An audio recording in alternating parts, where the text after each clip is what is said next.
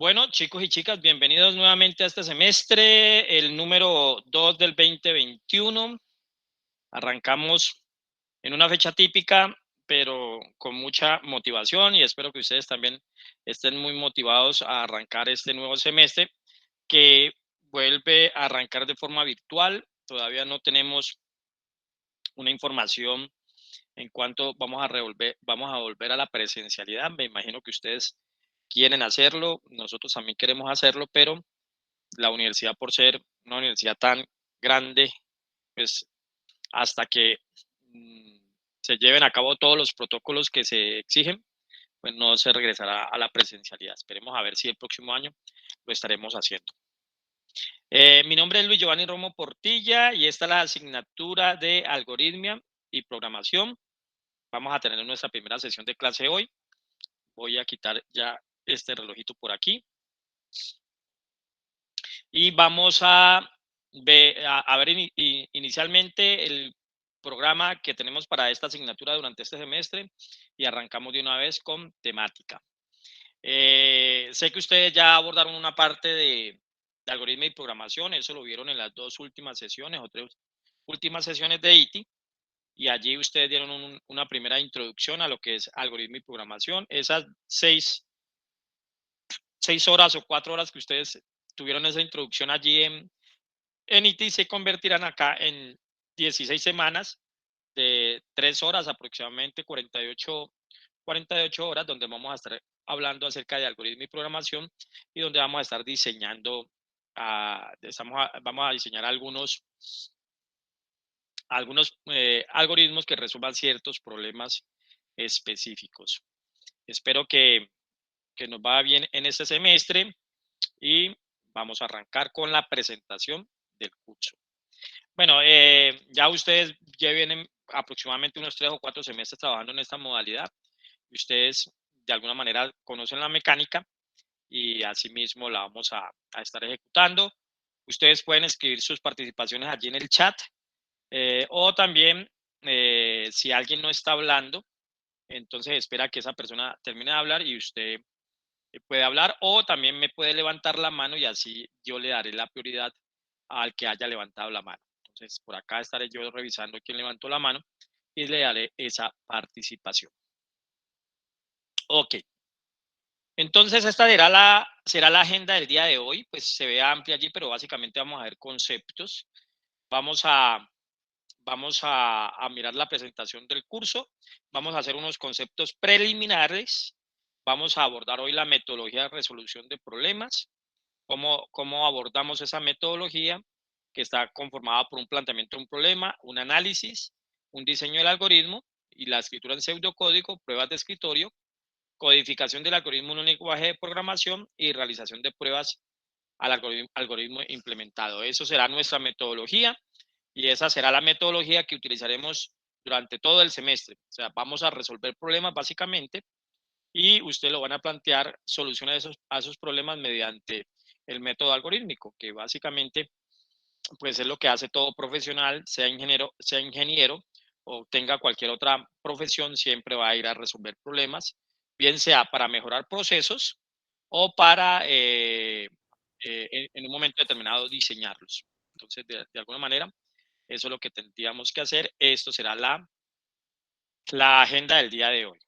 Entonces, arranquemos con la presentación del curso.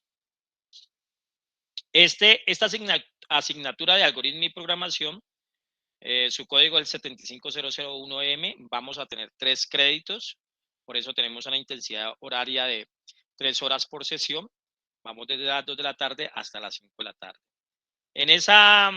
En esas sesiones básicamente vamos a abordar teórico-práctica, hoy la gran parte va a ser teoría, al finalizar estaremos haciendo unos ejercicios y a partir de la próxima sesión, pues básicamente será poca teoría y mucha práctica en la cual ustedes van a estar diseñando algoritmos y van a estar creando sus estructuras. Es una asignatura que no es habilitable, sí es validable y si está aquí es porque aprobó la asignatura de ITI, la cual es prerequisito para poder abordar esta asignatura. como propósito general o el objetivo general de esta asignatura es que ustedes puedan resolver problemas estableciendo un análisis y un diseño de esos problemas para luego construir un algoritmo y utilizando ese algoritmo como base para construir un programa en un lenguaje de programación.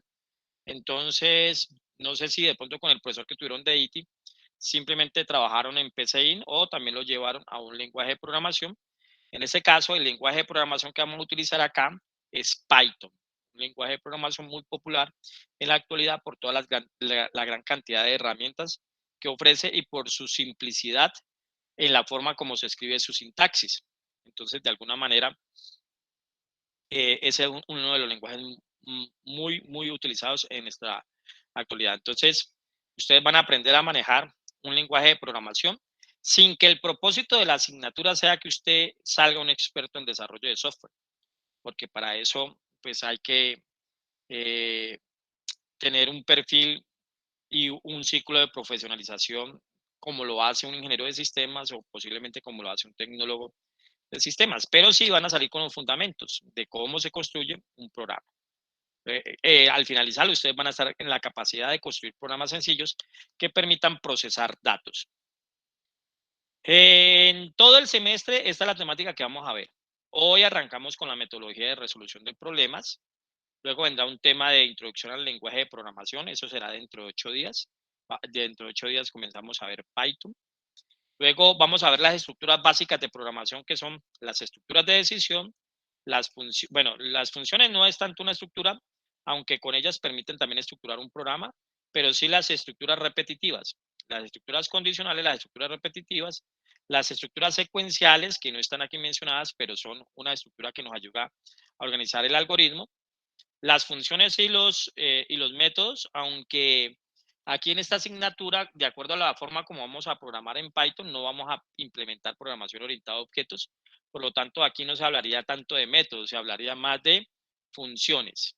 Y por último, vamos a cerrar con el concepto de colección de datos. Y esa colección de datos la vamos a trabajar en memoria a través de unas estructuras denominadas arreglos, que son arreglos unidimensionales y arreglos bidimensionales, que son las matrices. Y básicamente eso es lo que abordaremos durante todo el semestre. La forma como vamos a llevar a cabo esta asignatura va a ser teórico-práctica, más práctica que teórico, porque básicamente, a diferencia de esta clase, pues ya en cada clase vamos a definir una estructura y luego ejercicios sobre esa estructura y básicamente laboratorios. Generalmente en el semestre vemos 4 laboratorios, cada uno con una temática específica. Definimos un mini proyecto. Un mini proyecto es, luego estaremos hablando de él, que ustedes seleccionan posiblemente un área de la carrera que están siguiendo y construyen, detectan un problema que posiblemente puede haber de procesamiento de datos y proponen hacer una solución a través de un algoritmo. Eso será el mini proyecto. Y vamos a tener todo pues todo el material disponible, en este caso, aquí en el campus. Si están aquí fue porque ustedes les llegó la invitación de la inscripción a este curso. Por aquí está el enlace de la videoconferencia que estamos utilizando. Ese enlace siempre va a estar allí, nunca va a cambiar, ¿sí? Al menos pues que por alguna razón no tengamos que cambiarla, pero siempre va a estar allí, o sea que siempre viene acá al campus y entra allí a su videoconferencia y ahí estará. ¿Okay? Aquí también está planteado pues el objetivo, está el programa del curso y todo lo que vamos a ver y está el porcentaje de evaluación. Bueno, aquí tengo que ajustar esto porque de acuerdo a la nota normal proceso que llevamos en algunos semestres anteriores, pues ahí ha tocado no me fijé que esto estaba aquí con este 0, aquí lo voy a cambiar, pero si ustedes vienen aquí al programa, acá está establecida, este es el programa oficial, que lo pueden encontrar en la página de la Escuela de Ingeniería de Sistemas y Computación, y esta información que les estoy dando ahí en la diapositiva también la encuentran aquí.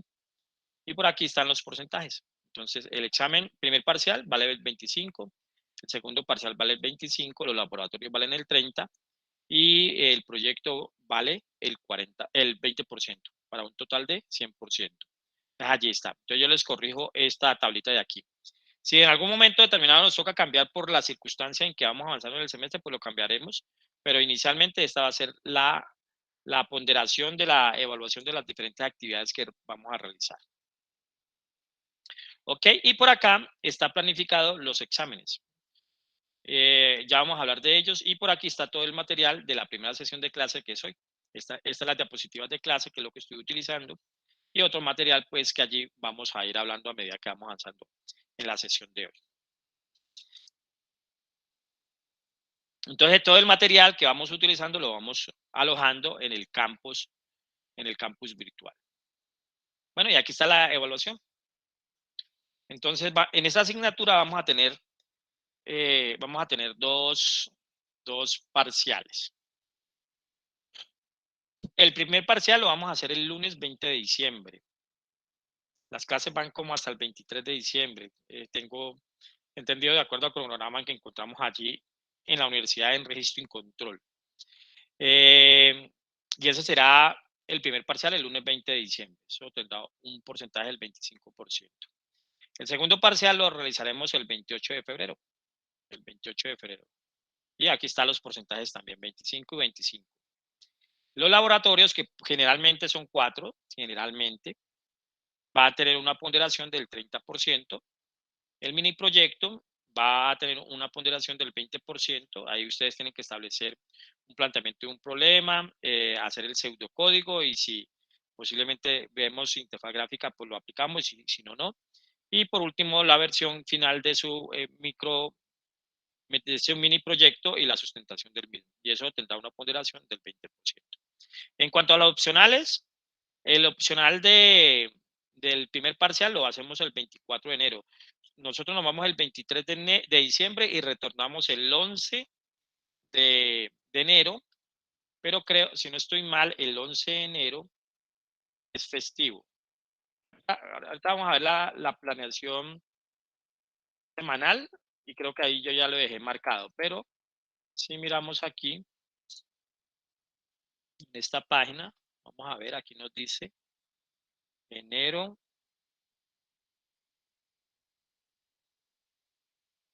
Nos tocaría irnos al año 2022. Y efectivamente aquí está, o sea, arrancamos el lunes, el 11, que es martes, porque el 10 es festivo, o sea que ese día nosotros realmente retornamos a clase el 17, ¿no? El 17, aquí regresamos a clase. Ok, entonces, como para no regresar con examen, planifiqué aquí el opcional, el día 24. Ya ustedes todos saben qué es el opcional. Y el opcional del segundo consolidado será el 14 de marzo. Entonces, esa es la planeación de la evaluación del curso. ¿Cómo se va a evaluar la ponderación y las fechas? Ahí ya queda establecido. Y esto mismo es lo que usted encuentra allá en el campus. O sea que si en algún momento del semestre quiere saber cómo es que es la forma de evaluación, las ponderaciones y lo demás, se puede remitir a la diapositiva, al archivo que utilizamos el primer día de clase, o también se puede remitir al campus y allá también va a estar esa información. ¿Listo? ¿Alguna inquietud con esta forma de evaluación de la materia, de la asignatura? Profesor, ¿la asistencia no se va a evaluar? ¿La qué, perdón? La asistencia. No, la asistencia no la evaluamos. Digamos que aquí estamos en un proceso de formación profesional y usted está aquí porque tiene una motivación en informarse.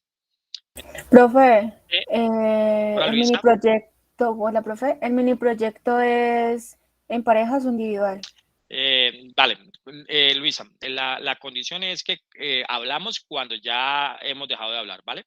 Y si no, levantamos la mano y pedimos la palabra. Ya te contesto. Le estaba contestando a Julián que pues es importante la asistencia, pero no la tenemos en cuenta en la Universidad del Valle y en esa asignatura no la tenemos en cuenta como aspecto de evaluación. ¿Vale, Julián? Gracias. Con mucho gusto. Luisa, sí, ya en algún momento vamos a hablar de los mini proyectos. O sea, en algún momento no hoy, sino más adelante. Y en el momento que destinemos para hablar del mini proyecto, hablaré de los aspectos de él y lógicamente es un trabajo, digámoslo así, que nosotros le denominamos mini proyecto y generalmente se hace en equipos, ¿vale? Ok, gracias, profe. Bueno, con mucho gusto. Ok, recuerden que los opcionales es un examen que usted tiene en Univalle, es un examen que usted tiene como derecho en el cual se resuelven varias situaciones o circunstancias. Si usted el 20 de diciembre no pudo presentar el examen porque se le cayó internet, porque se enfermó, porque tenía una cita médica, por cualquier circunstancia que sea, entonces usted no tiene necesidad de preguntarme si le puedo hacer el examen por tales cosas, sino que usted ya sabe que ese examen se le realizará el lunes 24, ¿sí? El lunes 24 de enero. Lo mismo si presentó alguna dificultad aquí el 28 de febrero, entonces se resolverá aquí el 14 de marzo. Ese es el primer propósito del opcional, del examen opcional. El segundo propósito es que algunos se exigen y quieren sacar una buena valoración y de pronto acá sacaron, por decir algo, aquí en el primer parcial sacaron 4.3, 4.5 y le está apuntando a que quiere sacar 5. Igual cualquier otra nota, estoy poniendo solamente un ejemplo. Entonces, esas personas también lo pueden presentar y al final, cuando presente su valoración, pues la nota mayor entre el parcial y el opcional es la que queda. Entonces, si perdió el parcial y ganó el opcional, quedará el opcional. Si ganó el parcial, pero perdió el opcional, quedará el examen parcial. Entonces, esa es la metodología o esa es la dinámica del examen opcional en Univalle. ¿Listo? ¿Preguntas?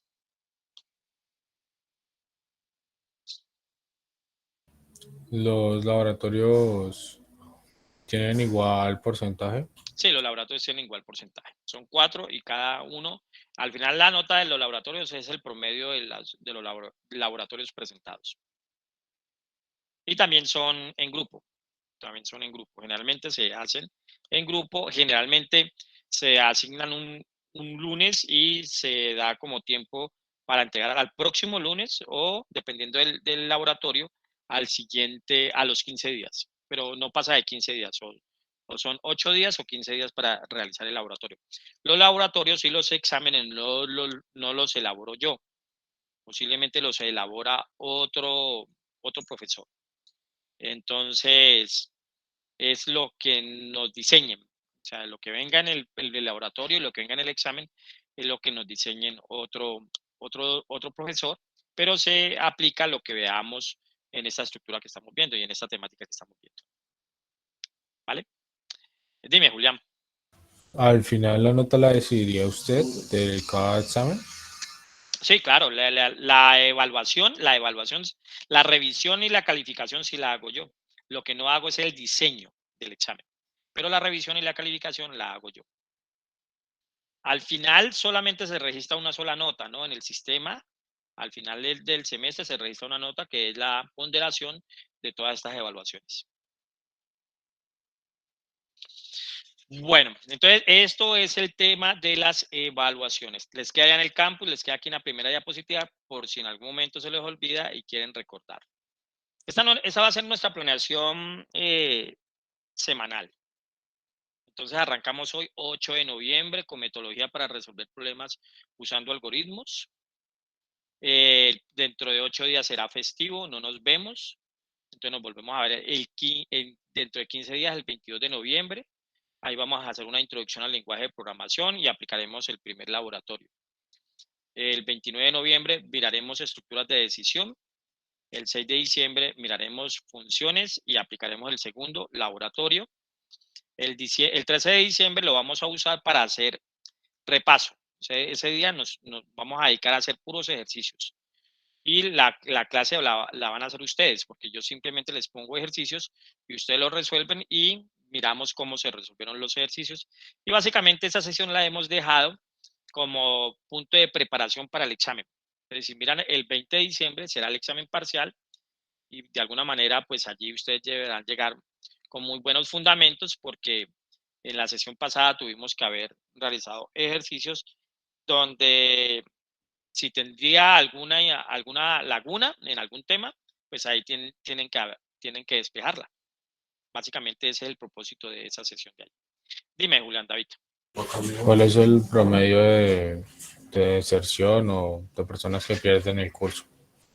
No te lo sé decir, realmente. No te lo sé decir.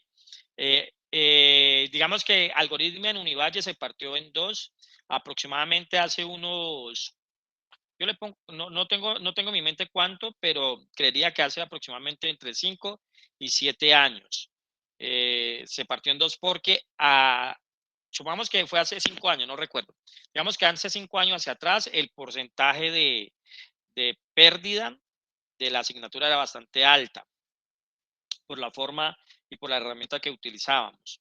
Y de alguna manera hicieron una reestructuración, más que todo en la herramienta en la que utilizamos, y eso cambió mucho, pero no tengo las estadísticas de los últimos años de cómo ha estado esa parte de la deserción y de la pérdida de la asignatura. Pero eso mejoró mucho. ¿Sí? No es como antes, que hasta le tildaban de un nombre todo raro allí a la asignatura como tal, pero no tengo el dato exacto.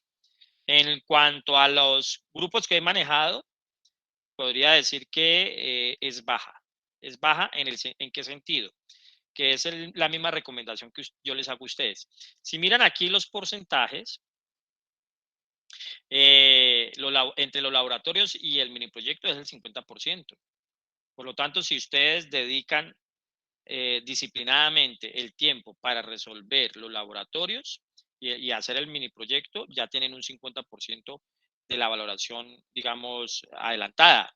Por lo tanto, el estrés que genera o digamos, algunos efectos que generan los exámenes, pues si les va mal, pues no va a afectar tanto en la parte académica en cuanto a las valoraciones.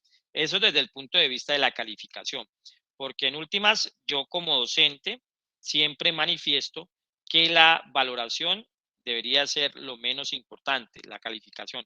Entonces, básicamente ustedes me podrían decir, pero no es cierto, porque si yo tengo una nota al final menos de 3, voy a perder la materia y voy a tener que repetirla.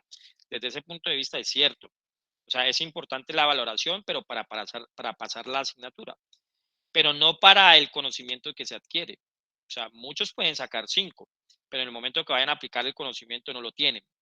Y posiblemente el que pasó la materia con 3 aprendió bien y cuando vaya a aplicar el conocimiento lo va a aplicar bien. Entonces, en nuestros procesos de formación son importantes las calificaciones, pero es más importante el aprendizaje, que usted realmente quede con el conocimiento que se imparte en cada asignatura. ¿Listo, Julián? Muchas gracias. Con mucho gusto. Ok, entonces estas son las temáticas. Miren, el 20 de diciembre tenemos el parcial 1, regresamos el 17 de enero, vemos una clase ahí de estructuras de repetición, ya miraremos eso que se hace. Y hacemos el parcial, el opcional del primer parcial, el 24 de enero, durante la sesión de clase. El 31 de enero vamos a ver estructuras de repetición 2. El 7 de febrero vamos a ver arreglos unidimensionales con vectores. El 14 de febrero vamos a ver arreglos bidimensionales con matrices. El 21 de febrero vamos a hacer la sesión de repaso y preparación para el examen. El 28 de febrero haremos el parcial número 2. El 7 de marzo miraremos la entrega y la sustentación del trabajo final. Y el 14 de marzo realizaremos el opcional número 2. Y esa es la programación que tendremos para esta asignatura. Entonces, igual también ustedes pueden allí ir mirando qué es lo que se va a ver semana a semana y puede consultar cierto material que le dé información para que cuando venga a la sesión de clase, pues ya venga con una mirada de un fundamento en ese tema. Y esa será nuestra programación del semestre. Entonces paramos en la semana del 23 y regresamos en la semana del 11. A nosotros no nos toma ese inicio de esa semana porque básicamente se arranca el martes porque el 10 es festivo. Y por eso para nosotros retomamos el 17 de enero. ¿Listo? Dime, Julián. Para esta asignatura hay asignados monitores. Hay asignados monitores de forma general, luego nos lo dirán, por el momento no está la información, pero en algún momento nos van a decir las monitorías se abrieron y las monitorías son tal día a tal hora. O sea, no tenemos un monitor asignado para el grupo como tal, sino que hay un monitor en una franja horaria y ustedes acudirán a la monitoría en esa franja horaria. Y luego se les hará saber. Creería que para la próxima semana deberían de estar ya listos los horarios de monitoría.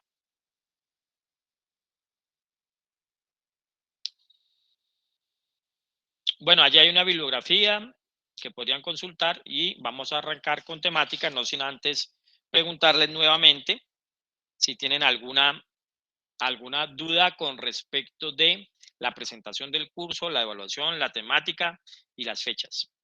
¿Queda claro esa parte de allí? Sí, señor. Bueno, gracias. Bueno, les hago esta pregunta. Alguien que me ayude allí. No necesariamente que me dé la definición formal, pero que me diga qué es un algoritmo. Ya no les pregunto, antes yo les preguntaba que si habían ejecutado un algoritmo o que si habían diseñado un algoritmo. Ya te doy la palabra, José Manuel. Pero ya no se los pregunto, ya te doy la palabra, Angélica. Pero ya no se los pregunto, ¿por qué? Porque yo sé que en ITI, pues ya allí en ITI se involucró una pequeña introducción a algoritmo y programación como preámbulo para esta asignatura. Entonces ya no es pertinente esa pregunta. Pero sí puedo decirles que me recuerden qué es un algoritmo. Dime, José Manuel. Buenas tardes, profe. ¿Me Buenas escucha? tardes. Sí, claro que sí. Pues para mí el algoritmo, voy a colocar en este contexto, se puede definir como una secuencia de instrucciones que representan un modelo de solución para determinado tipo de problemas. Correcto. Exacto. Es un proceso que se lleva a cabo mediante una secuencia de operaciones y que el propósito es que al terminar de ejecutar esas operaciones, pues de alguna manera se resuelva un problema. Dime, Angélica. No, pues yo iba a dar una respuesta algo parecida. Sí, es Dale. una secuencia de pasos ordenados Ujú. para dar solución a un problema en específico. Pues esa solución puede tener varias soluciones o varias formas de desarrollarse. Claro que sí. Muchas gracias, Angélica. Tú agregaste una parte importante que es ordenados, ¿sí? Ordenados. Entonces, de alguna manera, nosotros generalmente nos vamos a encontrar siempre en la vida cotidiana con situaciones en las cuales tenemos que resolver algo, Aquí se llaman problemas, pero digamos que se llaman situaciones. Sí, pueden ser situaciones. Ya te doy la palabra, Juan Manuel. Son situaciones. Nuestra vida natural, nuestra vida cotidiana, básicamente nos exige que nosotros como seres inteligentes y sociales estemos resolviendo situaciones todo momento. Y usted, si reflexiona un poquito al resolver esas situaciones, usted lo que hace es que usa su conocimiento que tiene y con ese conocimiento y con ciertas herramientas cognitivas que usted tiene, comienza a aplicar ese conocimiento y comienza a llevar a cabo unas acciones sin que usted diga, voy a aplicar el algoritmo para que resuelva esta situación. Pero de forma natural usted lo hace. Entonces, si lo hace de forma natural, esta asignatura debería desarrollarse de forma natural, porque es que usted en su mente ya tiene el esquema de resolver problemas de forma algorítmica y ya lo vamos a ver. Dime, Juan Manuel. Buenas tardes. Pues primero yo creo que para aclarar también, el algoritmo también nos ayuda a procesar distintos tipos de datos, tanto cuantitativos como cualitativos. Entonces algo como para agregar ahí a esa definición que dieron. Muchas gracias, Juan Manuel. Es correcto, ¿sí? Entonces, en últimas, En los algoritmos hay unas actividades que hay que realizar, pero generalmente vamos a utilizar datos. Sí, vamos a utilizar datos y como lo dice Juan Manuel, hay diferentes tipos de datos que tenemos que utilizar y que tenemos que aplicar en esa solución de ese problema que queramos establecer. ¿Vale? Y ahí en el chat, Sebastián nos había escrito que los algoritmos son una secuencia de pasos para realizar una tarea. Es correcto. Entonces, todas esas definiciones son correctas. Según una definición que uno encuentra pues formalmente en la Real Academia de la Lengua Española, uno va y consulta allá y encuentra que un algoritmo es un conjunto ordenado y finito de operaciones que permiten hallar la solución de un problema. Eso es lo que encontramos allá. Si yo abriese aquí la RAE de forma en el browser y le digo algoritmo, eso es lo que vamos a encontrar allá. Mire que de alguna forma ustedes ya tienen arraigado el concepto de algoritmo. Ya saben que el algoritmo básicamente es una herramienta para resolver problemas, para realizar una tarea, para ejecutar un proceso. Entonces, básicamente es una herramienta para resolver problemas. Por eso todo profesional, de alguna manera, debería de manejar el concepto algorítmico. Ya lo manejan. Desde mi concepto, yo digo que ya lo manejan. O sea, cada persona ya maneja el concepto algorítmico de forma natural. Entonces, desde ese punto de vista, es que cada persona debería de formalizar la forma como un algoritmo nos ayuda en la vida cotidiana a resolver un problema. Entonces, de alguna forma, lo que nosotros podemos decir es que un algoritmo es una secuencia de pasos lógicos ordenados con los cuales se puede hallar la solución a un problema determinado. Entonces, son las secuencias. Entonces, pongamos ejemplos. Son las 2:35. Usted a la 1:50, digámoslo, a la 1:50, usted se le presentó una situación. Y la situación es que tenía que llegar a esta clase. Eso es una situación, eso es un problema que hay que resolver. Si usted reflexiona, usted tuvo que haber aplicado su conocimiento y tuvo que haber ejecutado una serie de pasos secuenciales y lógicos para poder llegar aquí. Entonces, uno de ustedes que me describa cuáles fueron las acciones que hizo para llegar hasta esta conferencia. Puede ser allí escrita o habla al micrófono y me describe cómo hizo usted para llegar aquí a esta conferencia, a esta clase. Descripción de los pasos, pueden ser de forma muy general. Dale, Kevin. Bueno, pues primero yo tuve que prender el portátil. Ajá. Y ahí pues abrí el navegador, después ingresé al campus, al curso y pues ya por último ahí está el enlace del link y ahí me ingresé. Okay. Entonces, encender el computador, abrir el navegador, ingresar al campus de Univalle y luego buscar el curso de algoritmia y presionar clic sobre el enlace, ¿cierto? Presionar clic sobre el enlace. Esto aquí, escribí en el chat, ya les va a aparecer allí. Enlace. Esos fueron los pasos que en este caso hizo Kevin y posiblemente son los pasos que todos ustedes hicieron. Y a todos de alguna manera se les presentó esa situación.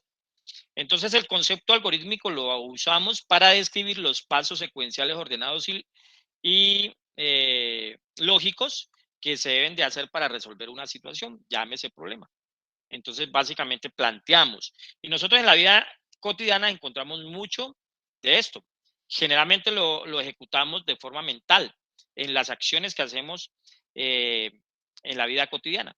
Entonces, por ejemplo, cepillarse los dientes. Hay unos pasos y hay un orden, hay una secuencia lógica, hay un orden. Y posiblemente luego vamos a encontrar otros aspectos como que se condicionan y que como que se repiten. Entonces, digamos que todas esas acciones están involucradas en el momento que estamos diseñando un problema. Pero por el momento es la secuencia ordenada, lógica y finita de pasos para resolver un problema. Entonces, miren lo siguiente. En en la situación que nos vamos a cepillar los dientes, pues de alguna manera nosotros tenemos que hacer que llegue la crema a nuestro cepillo. Y si reflexionamos, ahí debemos de tener en cuenta unos pasos, pero en una secuencia establecida. No podemos decir en esa secuencia llevar el cepillo a la boca, como primer paso, llevar el cepillo a la boca y comenzar a moverlo en un determinado sentido, de tal manera que haga una fricción con los dientes y las cerdas del cepillo. Ese posiblemente no sería el primer paso, porque antes de eso, bueno, aquí hay hábitos y posiblemente alguien lo haga, pero ese no serían los pasos, digamos, normales que uno ejecuta. ¿Cuáles serían los primeros pasos que deberíamos de hacer para cuando nos vamos a lavar los dientes? Y ya hagamos de cuenta que estamos allí en el lavamanos. ¿Cuáles serían los primeros pasos que tendríamos que hacer para lavarnos los dientes? Uno o una que abra el micrófono y me diga, ¿cuáles serían los primeros pasos que hacemos para lavarnos los dientes? Tomar el cepillo. Listo, Julián. Ajá, tomar el cepillo. Juan, Manuel, ¿cuál sería el segundo paso? Echarle crema dental. Echarle crema dental. Bueno, vamos a ver. David Esteban Rodríguez.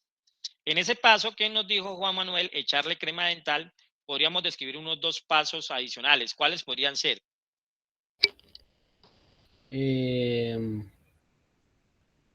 ¿Agua? Bueno, en el paso de echarle la crema al cepillo, para poder echarle la crema al cepillo, ¿qué debería hacer? Buscar la crema dental, destaparla Ajá, y untar el cepillo. ok, está bien. Y presionar el botecito para que salga la crema y luego sí que ponga allí en el cepillo, ¿cierto? Entonces, lo que estamos viendo en los ejemplos que les estoy dando es que en la vida cotidiana estamos llenos de algoritmos, de acuerdo a la definición, ¿no?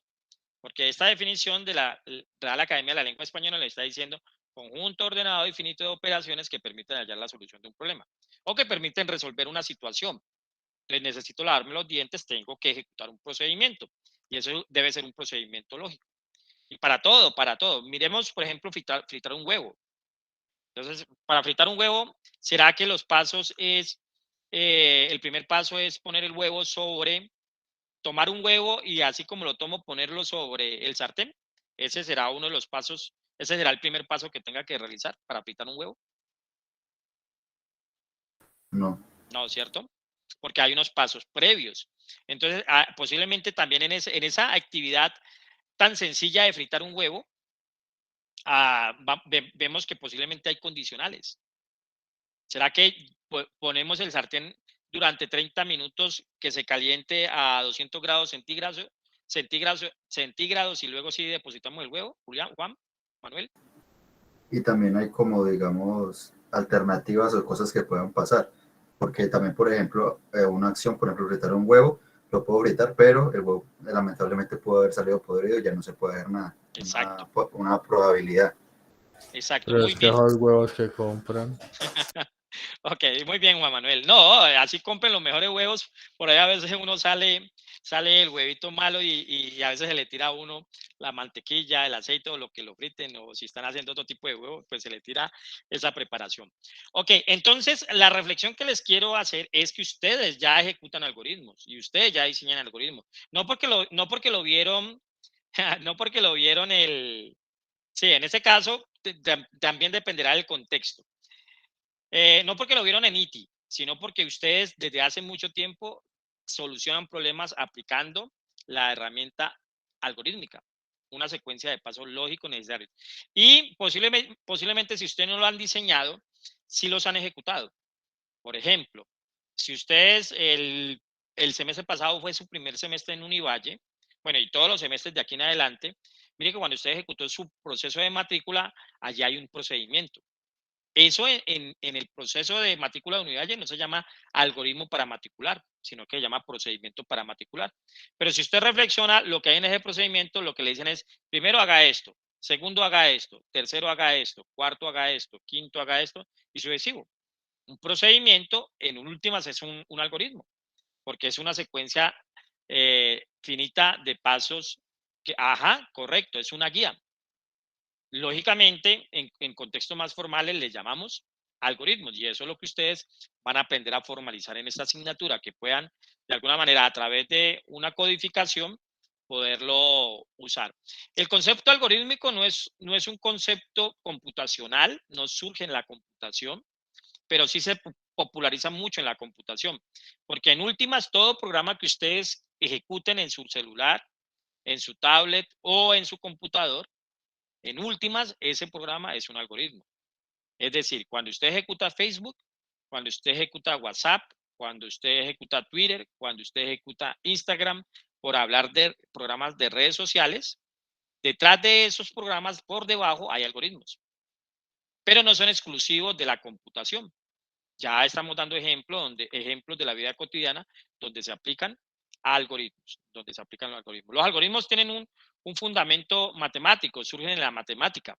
Y ustedes desde muy chiquitos vienen aprendiendo algoritmos. Cuando les enseñaron a dividir, ahí les enseñaron un algoritmo. Cuando les enseñaron los métodos de factorización, ahí les están enseñando algoritmos. O sea, les están dando los pasos que tenían que ejecutar para resolver un problema. Ese es el concepto algorítmico.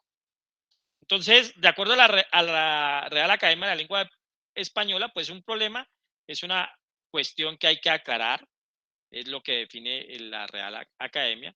Y muy importante, si usted va a encontrar la solución a un problema, pues usted tiene que conocer de ese problema. Yo no sé si aquí más adelante en la diapositiva, no recuerdo, vaya a encontrar una frase que la voy a escribir aquí. Antes de navegar, debemos caminar. La voy a dividir en otra línea. Y antes de crear, y voy a escribir crear en mayúscula, debemos entender. Esta es una frase de Jocelyn Lagrange. En la metodología que vamos a ver, pues vamos a encontrar esto. Esa es una frase de un matemático, no sé por qué la dijo, solamente que alguna vez, hace como 12 años la conocí, y me gustó mucho para estos conceptos de programación y de algoritmos. Porque usted, antes de crear un algoritmo, debe entender el contexto del problema donde está abordando la solución de ese problema. Usted no puede crear algo de lo cual usted no conoce. No puede crear algo, no puede crear una solución de algo de lo que usted no entiende. Entonces, por eso me gusta esta frase. Además, en las dos frases, en la frase, pues en las dos partes, pues básicamente lo que él habla es secuencialidad. Mire, yo no puedo ir a navegar si no camino. Bueno, en la lógica, en la vida cotidiana sí podría pasar algunas circunstancias, pero en términos generales, para usted ir hasta el mar, pues debió haber caminado. Es lo que estaba diciendo Lagrange, pero lo que me gusta más es esta frase de aquí. Antes de crear, debemos de entender. Usted en esta asignatura va a crear muchos algoritmos, pero para crear esos algoritmos debe entender el contexto. Y así como lo decía ahora Juan, creo que fue el que me dijo, y hay que analizar las diferentes posibilidades. ¿Qué pasa si un huevo sale malo? ¿Qué pasa si tal cosa? ¿Qué pasa si tal cosa? Todas esas circunstancias y esos elementos hay que tenerlos en cuenta para resolver el problema. Entonces, un problema, como lo decía Angélica, creo, se puede expresar de diferentes formas. Por lo tanto, pueden haber diferentes algoritmos para un mismo problema. Yo puedo resolver un problema de forma distinta y cada forma será un algoritmo. Entonces, desde ese punto de vista, yo tengo que buscar el algoritmo que más resultado me dé. Para eso hay unos estudios. Pero aquí no vamos a aplicar pues ese tipo de estudios, pero sí hay una forma de poder determinar si un algoritmo es más eficiente que otro. Entonces, en la vida cotidiana nos encontramos cosas como estas. Por ejemplo, cómo le ayudamos ahí al mostrico para que desde esa posición donde él esté pueda llegar hasta el tesoro. Guiarlo por el camino correcto. Guiarlo por el camino correcto. ¿Cómo sabemos que es el camino correcto, José? Pues hay que mirarlo en el laberinto. Entonces, hay que analizarlo, ¿cierto? Entonces, de alguna forma, yo tengo que analizarlo. Sí, yo tengo que analizarlo. Entonces, pues posiblemente una forma de solucionar esto es tome el borde izquierdo o el borde derecho y siempre se vaya por ese borde. Que si usted no saca ese borde, No importa las vueltas que él dé, pero al final usted va a encontrar la solución. Posiblemente no es la solución más eficiente, pero si usted nunca suelta el borde, él al final lo va a sacar. ¿Sí? Entonces, si algún día se pierde en un laberinto, aplique esa técnica. Tome uno de los dos lados y siempre, en ese caso se vino por acá. Siempre váyase por el borde, a que en algún momento usted va a encontrar, al menos que tenga un camino sin salida. Pero si tiene un camino, usted lo va a encontrar. En algunos problemas vamos a tener que tener conocimiento previo, ¿sí? Conocimiento previo. Por ejemplo, si en un estante de una biblioteca se ha colocado en forma ordenada los 3 tomos de la Divina Comedia, cada uno de los cuales tiene 100 hojas, una polilla empezó por taladrar la primera hoja en el primer tomo y prosiguió horizontalmente en el mismo sentido, terminó su tarea con la última hoja del último tomo. ¿Cuántas hojas taladró la polilla? Hojas. Sí, hojas. Tenemos que conocer cuántas hojas tiene cada libro. Ajá, aquí nos están diciendo en el planteamiento del problema que tiene 100 hojas. Entonces, ¿cuántas hojas habrá taladrado la polilla?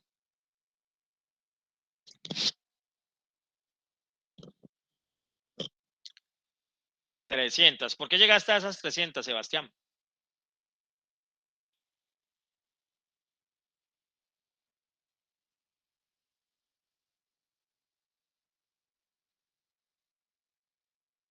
Posiblemente porque analizaste y viste allí que, ajá, en este caso dice que son 3 tomos, cada tomo tiene 100 hojas. Es una expresión aritmética, ¿cierto? Entonces habrá situaciones en las cuales tenga que utilizar un conocimiento previo para poder resolver el problema. ¿Sí? Necesitamos un conocimiento previo. En un ejemplo de la vida cotidiana, bueno, ahora para la avenida de la universidad no aplica, yo siempre usaba como ese ejemplo para la avenida de la universidad, pero supongamos que estamos de forma presencial. Entonces, si estamos de forma presencial y usted aborda el mío para venir a la universidad en una determinada estación, usted allí en esa estación, pues no se monta en cualquier ruta, sino que analiza. Tiene un conocimiento previo, que en este caso entiende el contexto del problema, y en este caso es que usted sabe que la única ruta que le sirve desde ese punto de donde está abordando el mío para la universidad es tal ruta. Entonces, así llegue las rutas que sean, usted no se monta en esa ruta hasta que no aparezca la ruta que tenga el letrero que usted sabe que viene para la universidad. Entonces, están utilizando un conocimiento previo. Entonces, lo que vamos a tener que utilizar son el análisis, de acuerdo a lo que vamos a ver ahorita en la metodología, junto con el conocimiento previo que tengamos para comenzar a dar una posible solución al problema. Miremos este problema. Y al final, díganme ustedes la respuesta de la pregunta.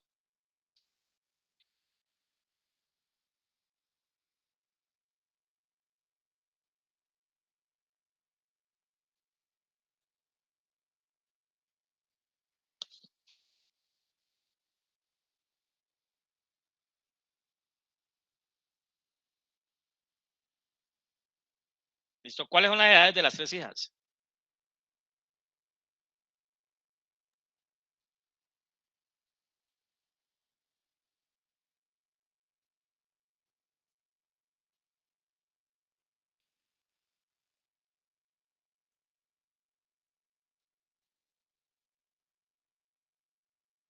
Entonces, el ejemplo con lo que queremos dar con este ejemplo es que posiblemente en algunos problemas necesitamos tener un conocimiento del contexto del problema. Antes de crear, debemos de entender. ¿Sí? Antes de crear, debemos de entender. Y posiblemente aquí hay una relación con los datos que nos están dando que posiblemente desconocemos y que son importantes para la resolución del problema. Entonces, cuando no conocemos el contexto, nos toca ir a investigar sobre el contexto. Ajá. Pues posiblemente, son 3 variables y una sola ecuación. Y ahí habría que buscar cuál es la ecuación que resuelve ese problema. Pero en últimas, por una determinada razón, pues necesitamos conocer el contexto del problema. Aquí hay otro ejemplo acerca de un citófono. Y de alguna forma, nosotros tenemos distintas maneras de resolver un problema. Entonces, una forma es al azar, ensayo y error, ensayo y error. Otra forma es heurística, heurísticamente significa que ya ese problema se resolvió con anterioridad y se sabe que si se tiene tal contexto, se puede aplicar tal solución. Y generalmente los médicos trabajan con la solución heurística, porque cuando uno va como paciente y le dice al médico, yo tengo esto, esto y esto, y el médico dice, si usted tiene estos síntomas es porque usted tiene esta enfermedad y para resolver esta enfermedad usted tiene que aplicar este procedimiento. Entonces, ese es un conocimiento heurístico. Y la otra forma de resolver es algorítmica. Y ya vimos que la solución algorítmica es entender el contexto del problema y decir los pasos secuenciales y lógicos que se deberían de ejecutar para encontrar la solución a un problema. ¿Listo? Entonces, en este caso, esta sería la forma como nosotros vamos a resolver el problema. Entonces, en conclusión, cuando yo voy a resolver un problema, no siempre la primera solución, posiblemente la que yo voy a dejar, posiblemente voy a refinar el algoritmo. Posiblemente no vamos a sacar el algoritmo de una, pero nosotros posiblemente vamos iterando hasta que tengamos un algoritmo concreto. En algunos momentos debemos de tener ciertas consideraciones que, de tal manera que nos permita contextualizar claramente el problema y posiblemente tenemos que hacer investigación. O sea, si no entiendo el problema, el que no entienda el problema o el que no conozca el problema no significa que yo no pueda encontrar o diseñar una solución para resolver el problema. No es una justificación válida. Tengo que ir a conocer el problema. Entonces, todo algoritmo, después de que lo construyamos, debe ser preciso, debe estar definido y debe ser finito. Todo algoritmo debe cumplir con esas tres características. Preciso es que no tenga ambigüedad en los pasos. Los algoritmos que nosotros vamos a diseñar, al final los va a ejecutar una máquina. Y esa máquina no tiene poder de pensamiento, aunque ahora con técnicas de inteligencia artificial, pues los algoritmos pueden aprender. Pero en términos básicos, un algoritmo, una máquina no tiene la capacidad de reajustar un algoritmo, siempre lo va a ejecutar en la misma manera. Entonces, el algoritmo que nosotros diseñemos tiene que ser preciso, siempre tiene que dar claramente los pasos que se van a seguir. Definido es que el algoritmo resuelve un problema. Por lo tanto, si yo siempre doy los mismos parámetros del problema, tiene que dar la misma solución. Tiene que dar la misma solución. Y finito es porque si yo voy a dar una respuesta a un problema, pues el algoritmo tiene que finalizar para que nos dé la respuesta. Entonces, son tres características que deben tener el algoritmo: preciso, definido y finito. Aquí podemos encontrar el esquema, cómo se estructura un algoritmo, por muy complejo o por muy simple que sea. Todo algoritmo siempre va a tener una entrada, un proceso y una salida. Una entrada, un proceso y una salida. Acá en el material de clase, por aquí les dejo para que ustedes en su tiempo extra o fuera de clase miren estos tres ejemplos de algoritmos, o sea, estos ejemplos de proyectos que hay básicamente en esos tres videos. Muestran que los algoritmos son importantes para realizar ciertas circunstancias.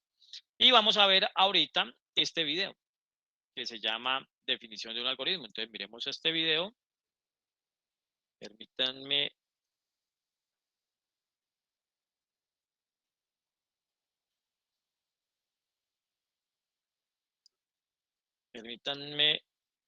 Yo dejo de compartir de esta manera para compartir de otra forma, de tal manera que ustedes puedan ver, puedan escuchar el audio.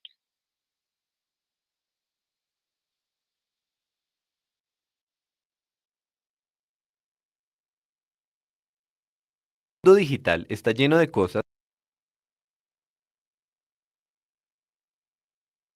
¿Me confirman si escuchan el audio? Sí, señor. Sí, profe. Sí, Vale. profe. Sí, profe. Gracias. Cada vez más asombrosas. Hay carros que se manejan solos, celulares que convierten nuestra voz en texto, robots que compran y venden acciones en la bolsa, etc. ¿Cómo es posible todo esto?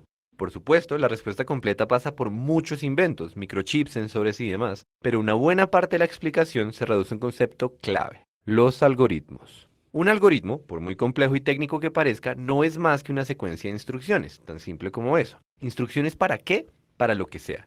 Lo único que importa es que haya un estado inicial, un input, y que siguiendo al pie de la letra una secuencia de pasos, se produzca siempre un resultado, un output. Por supuesto, todo esto suena muy abstracto y es en la práctica que uno se da cuenta de que ya conoce este concepto. ¿Todavía recuerdan cómo se multiplica con papel y lápiz? El paso a paso. Básicamente, toca comenzar por la derecha, multiplicar número por número, acumular las decenas y sumar para obtener el resultado. Pues bien, eso es un algoritmo. El input es aquello que uno quiere multiplicar, digamos 65 por 34. El output es el resultado de la operación. Y el algoritmo como tal son los pasos que nos enseñaron en el colegio. Pero no nos quedemos en la descripción, hay que ver el algoritmo corriendo. Comenzamos por las unidades. 4 por 5, 20. Anotamos el 0 y ponemos el 2 en la columna de las decenas. Y voilà, 2210. Uno puede no tener ni idea de lo que está haciendo y con tal de que siga los pasos va a llegar al resultado correcto. Ahora piensen que ese aprendizaje aplica a muchas cosas y que buena parte del conocimiento que compartimos tiene la forma de una secuencia de pasos. Por ejemplo, una receta de cocina es un algoritmo. El input son los ingredientes, el output es la cena terminada y de nuevo el algoritmo indica cómo pasar de un estado al otro. Hay algoritmos para alistarse en la mañana, para poner un bombillo, para subirse al bus y en general, si uno busca instrucciones en las cosas que hacemos, las encuentra en todas partes. La gracia de los algoritmos es que nos permiten obtener resultados sin entender lo que estamos haciendo, pero también que nos permiten comunicar tareas complejas sin explicar el por qué. Eso siempre lo hemos necesitado, pero es particularmente útil ahora, pues tenemos un interlocutor que no entiende absolutamente nada, pero que es perfectamente capaz de seguir millones de instrucciones por segundo, el computador. La programación es el arte de convertir las cosas que hacemos o las que quisiéramos hacer en una secuencia de instrucciones que un computador pueda procesar, en un algoritmo. Y para eso se utilizan lenguajes lógicos con variables, funciones y ciclos, entre otras cosas. Curiosamente, eso nos pone del lado incómodo de la historia. El que sigue instrucciones, el computador, puede darse el lujo de no entender lo que está haciendo, pero el que diseña las instrucciones, nosotros, o más bien los programadores, tiene que llegar a un nivel de comprensión muy profundo. Y si es difícil darle instrucciones a un ser humano, alguien que puede descifrar cosas por sus propios medios, alguien que interpreta información dependiendo del contexto, ahora imagínense el reto que es darle instrucciones a un computador. A una persona le puedo decir, echa agua en la tetera, pon la tetera sobre el fogón, prende el fogón. Cuando haga un ruido la tetera, apaga el fogón y sirve el agua dentro de un pocillo. A un computador le tengo que decir qué es la tetera, dónde está, qué quiere decir sobre el fogón y un millón de cosas más. Diseñar un algoritmo es una labor inmensamente creativa y cada respuesta que encontramos para un problema en particular es una solución que podemos replicar infinitas veces. El resultado es que todo el tiempo estamos interactuando con algoritmos y lo interesante es que esos algoritmos no solo hacen la vida más fácil, cosas como mandar emails y pagos en línea, sino que también modifican nuestras decisiones. Un algoritmo te recomienda libros en Amazon, otro te entrega resultados en Google, un tercero te dice por dónde manejar tu carro. ¿Y cómo se logra semejante proeza? Con instrucciones, muchas, pero todas sencillas. En últimas, lo más interesante de los algoritmos es que nos dicen muchas cosas. Son una solución al problema de cómo automatizar X o Y tarea, una solución que puede ser elegante y asombrosa, pero también son una forma de manipular lo que nos rodea a través de la computación y además ponen en evidencia el modo en que interpretamos el mundo. ¿Por dónde nos lleva ese camino? ¿Qué cosas podremos automatizar en el futuro? Eso está por verse, pero si miramos hacia atrás, piensen que la evolución, a su manera, es un algoritmo. El input es la materia, las instrucciones son reproducción, mutación y selección, y el output es la diversidad de todas las formas de vida que existen. Por cierto, si alguno de ustedes está interesado en explicar ideas con un video como este, les recomendamos que visiten nuestra página web, magicmarkerspro.com. Y para los que no necesitan encargar una explicación, pero nos quieren apoyar, se vale suscribirse a este canal y compartir nuestros videos. Eso nos ayuda un montón. Ok, entonces, una buena explicación de el concepto algorítmico y de ahí, de alguna manera nos muestran que cotidianamente pues usamos algoritmos. Sin embargo, también el enfoque que le dan aquí también es como de programación de computadores. ¿Listo?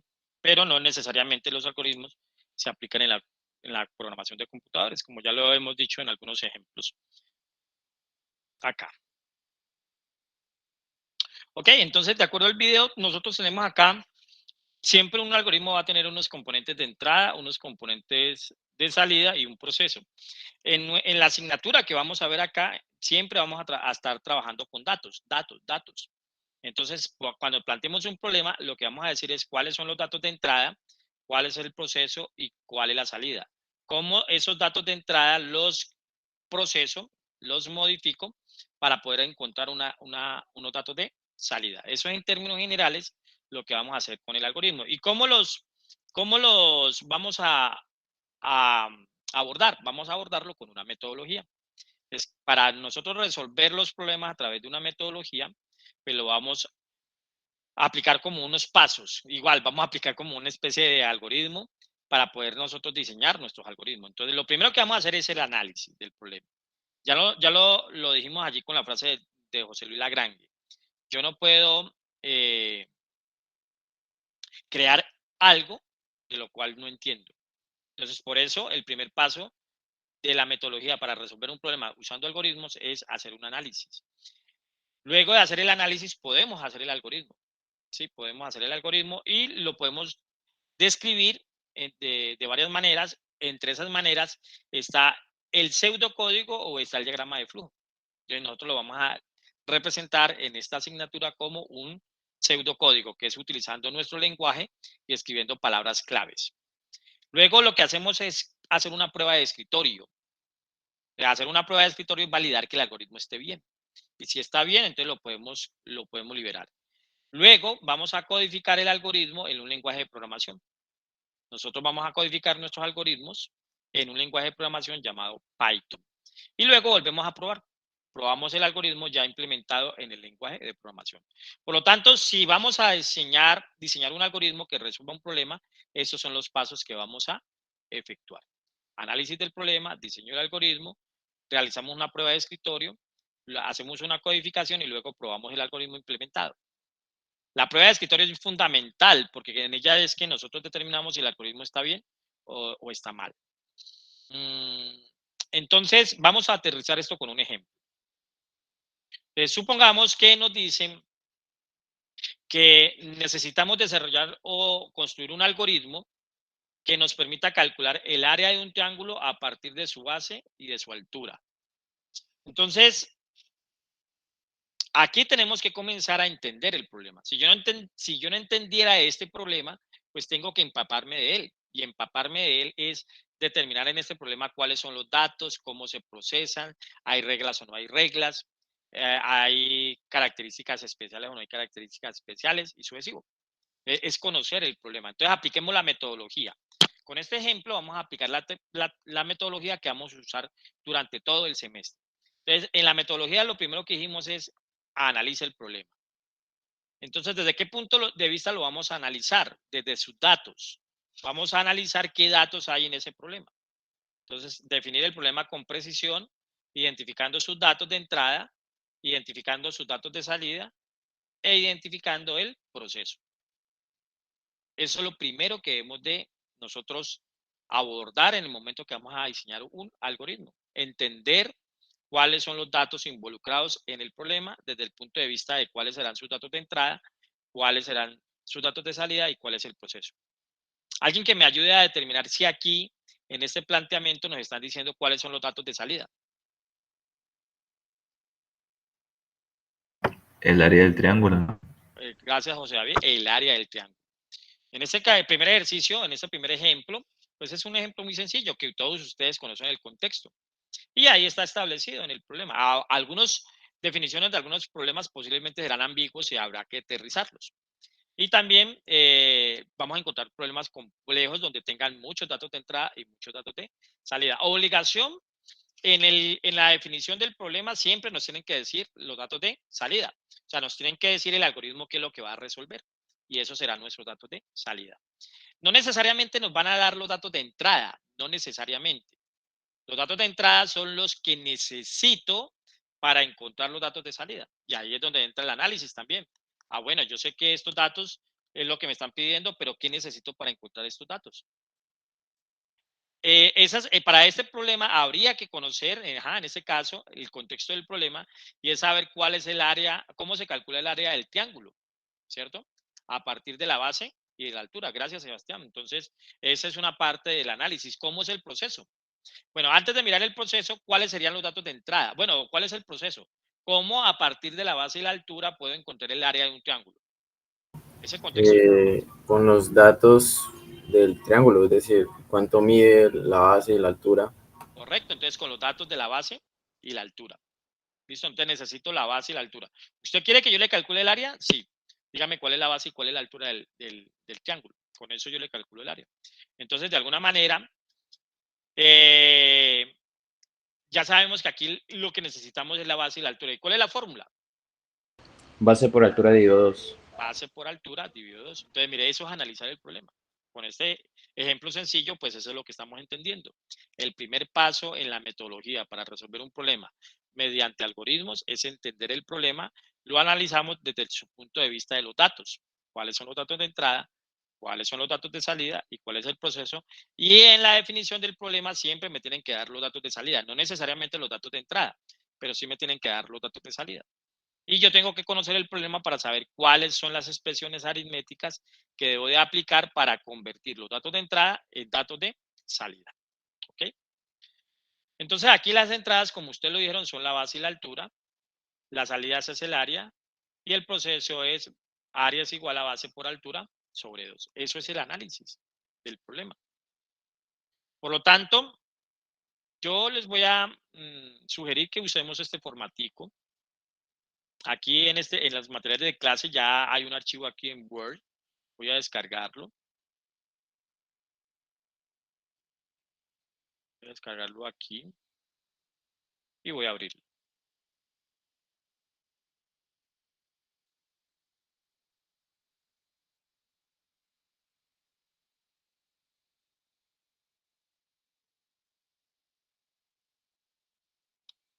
¿Listo?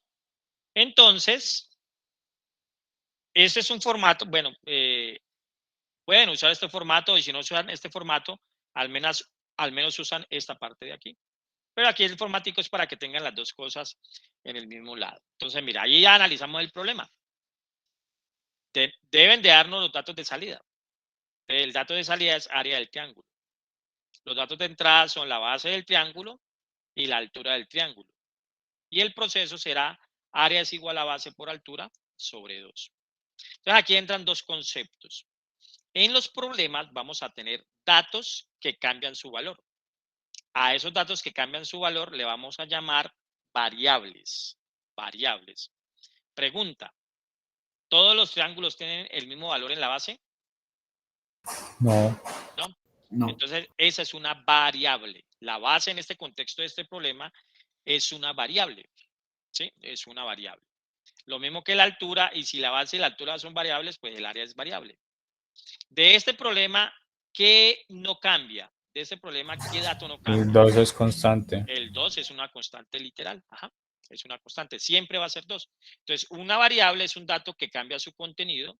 Una constante es un dato que no cambia su contenido, que siempre para el problema va a ser el mismo y en este caso es este 2. Aquí pudiéramos haber dicho algo así como que hubiéramos podido decir que aquí en este algoritmo íbamos a utilizar algo así como que el divisor, y el divisor es igual a 2, por lo tanto aquí le digo que esto es dividido sobre divisor. Esto es válido. Pero divisor es un dato que siempre va a valer 2, por lo tanto divisor será una constante. Entonces, el concepto de constante y el concepto de variable en los algoritmos está determinado por si el contenido del dato cambia o no cambia durante la vida de ejecución del algoritmo. ¿Correcto? Allí podríamos también establecer ese criterio, Sebastián, que cuando vayamos a aceptar las entradas, en donde demos los valores de las entradas, no deberíamos de permitir valores inferiores a 0, para garantizar que, como son longitudes, pues que no sean valores inferiores a 0. ¿Listo? Pero eso lo vamos a aprender luego cuando veamos condicionales, o yo sé que algunos de ustedes también en el colegio vieron este concepto, entonces tienen algunos conocimientos ahí previos que pueden ir también aplicando. Entonces, mire que aquí está planteado el análisis. Este es el análisis de nuestro problema del área del triángulo.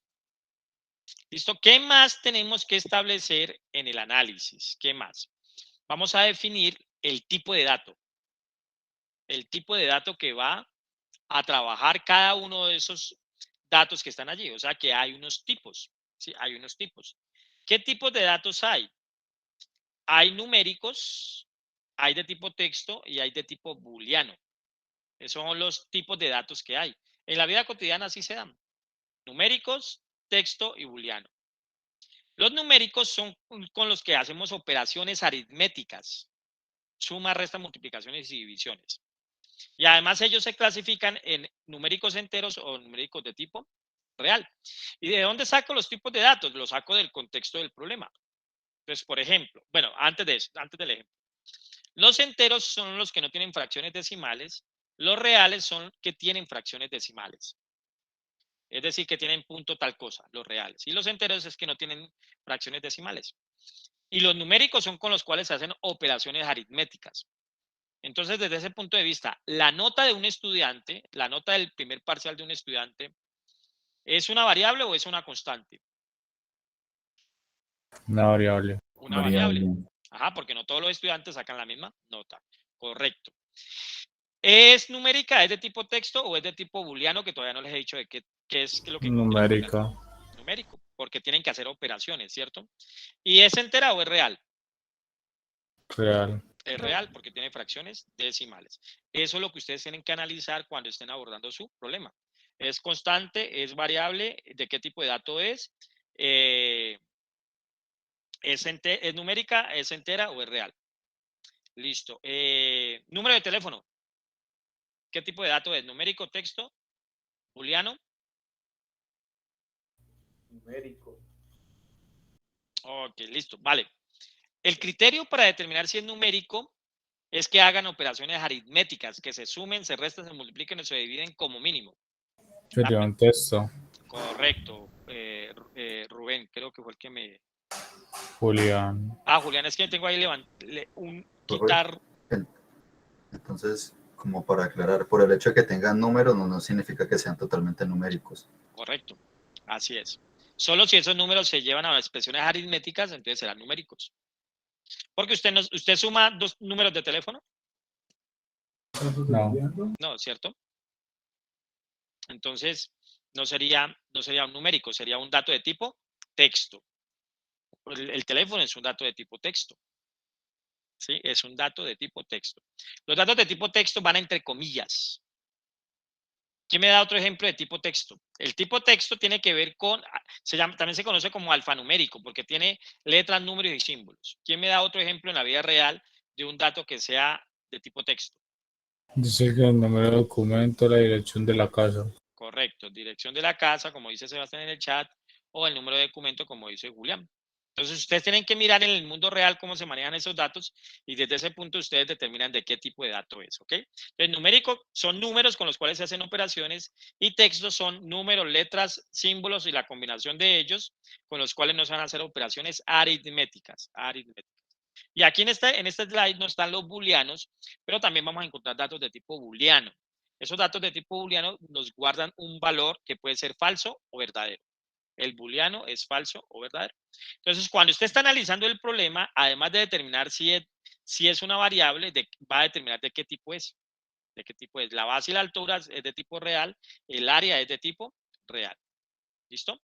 Y una vez usted tenga este análisis, ya te doy la palabra a José, y una vez usted tenga este análisis, solo cuando usted tenga claro este análisis, cuáles son los datos de entrada, cuáles son los datos de salida y cuál es el proceso, podría ir a construir un algoritmo. Podría ir a construir un algoritmo.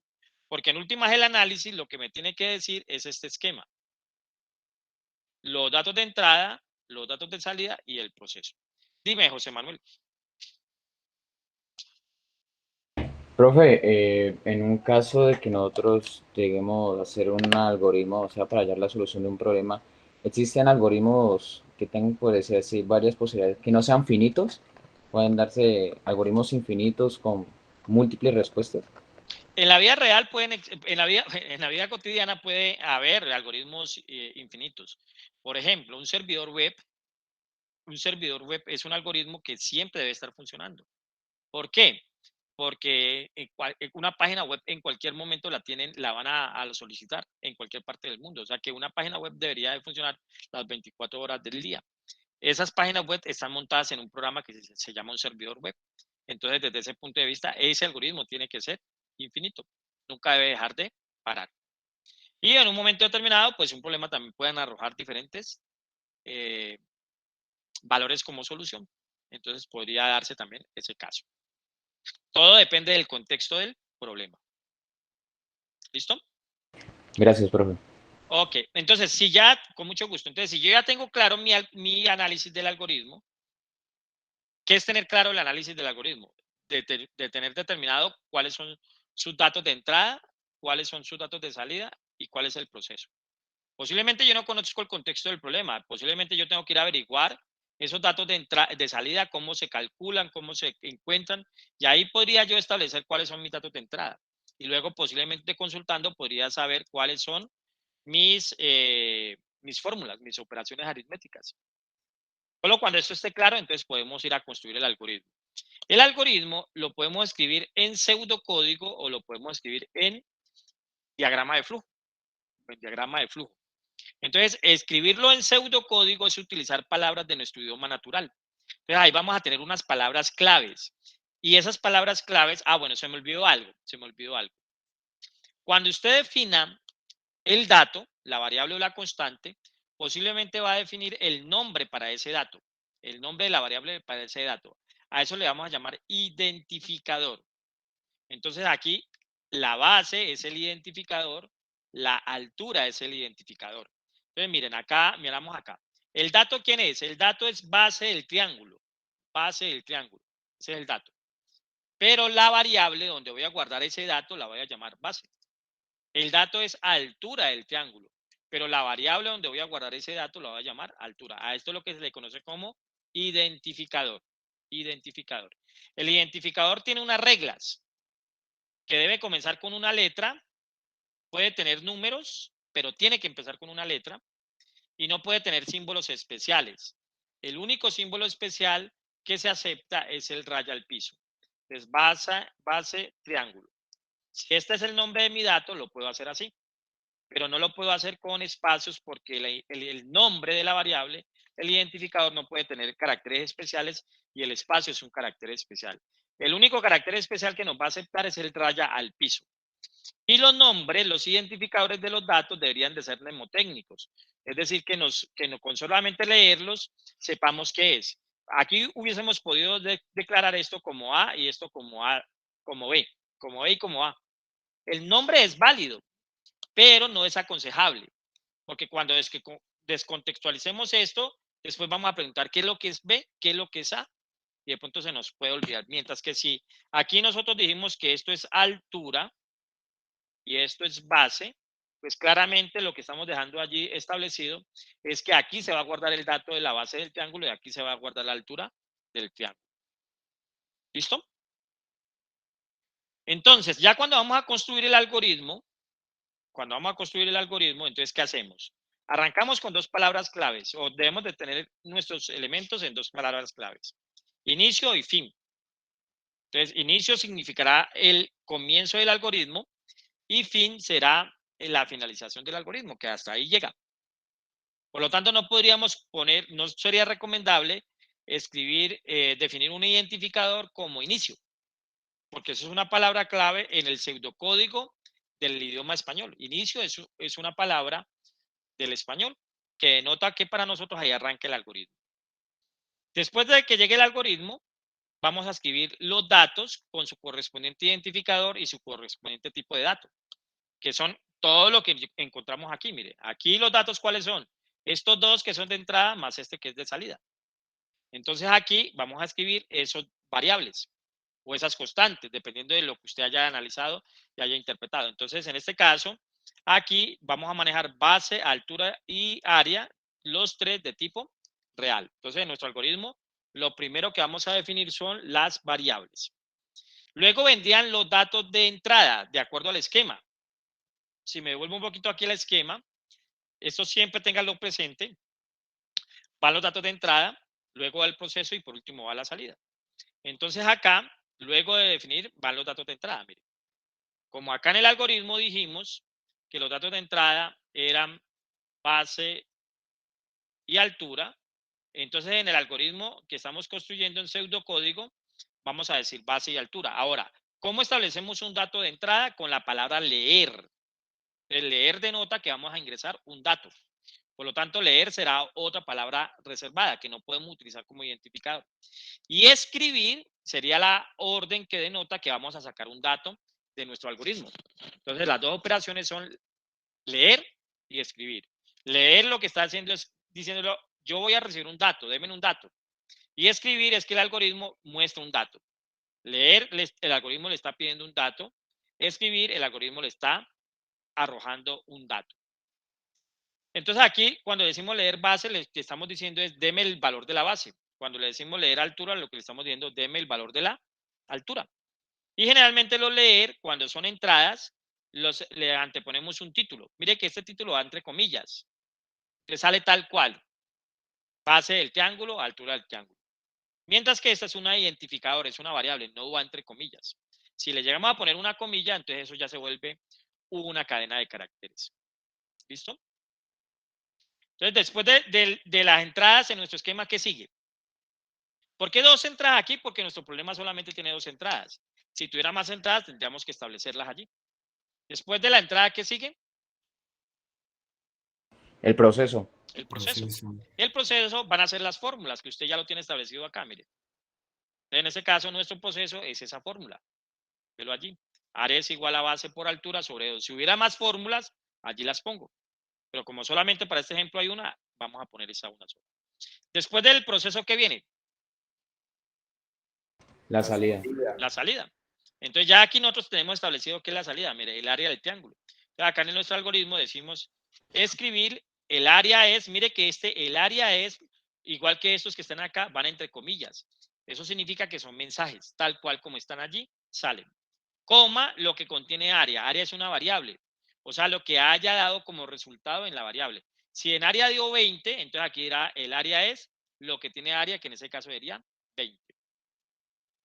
Y ese sería nuestro algoritmo para encontrar el área de un triángulo. Entonces, mire que ahí estamos aplicando la metodología para poderlo analizar y luego construimos el algoritmo en pseudocódigo.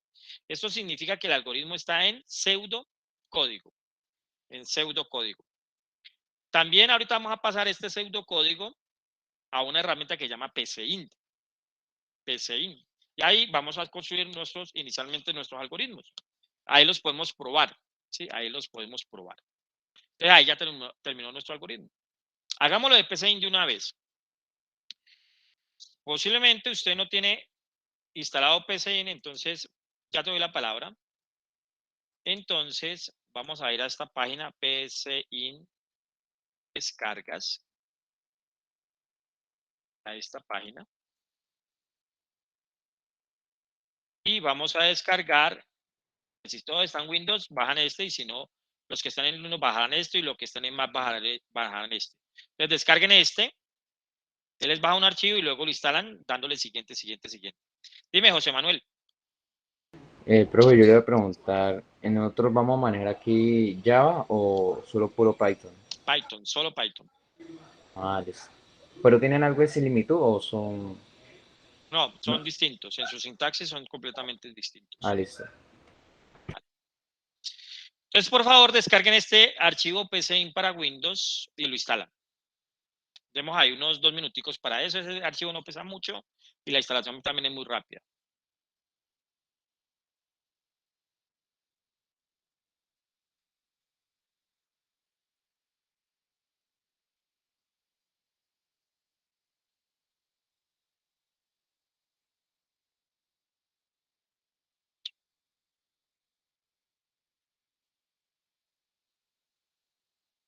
Por favor, escríbanme allí en el chat listo, donde ese listo para mí significa que descargó el archivo y lo ejecutó, lo instaló. Gracias, José Manuel. Disculpe, profesor, ¿tenemos que descargar el que dice descargar instalador o descargar Prole? Vamos a ver, voy a darle clic aquí.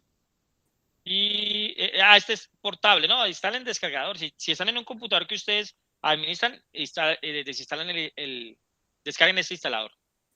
Porque Ok. usted lo tienen que descomprimir y dentro de la carpeta hay un archivito exe que es el que permite ejecutar. Listo, chicos, gracias por... Gracias. Vale.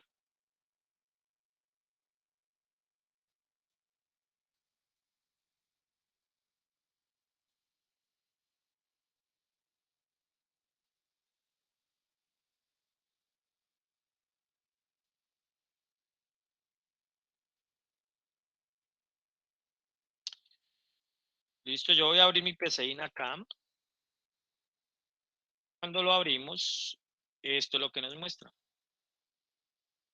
Y entonces en esta herramienta, que no es un lenguaje de programación, es una herramienta, nosotros podemos escribir nuestros algoritmos. Lógicamente, es solamente una herramienta que nos ayuda a que podamos correr nuestros algoritmos. Lo importante es hacer esta parte de aquí. Hacer esta. Que nosotros hagamos nuestro algoritmo. Vale.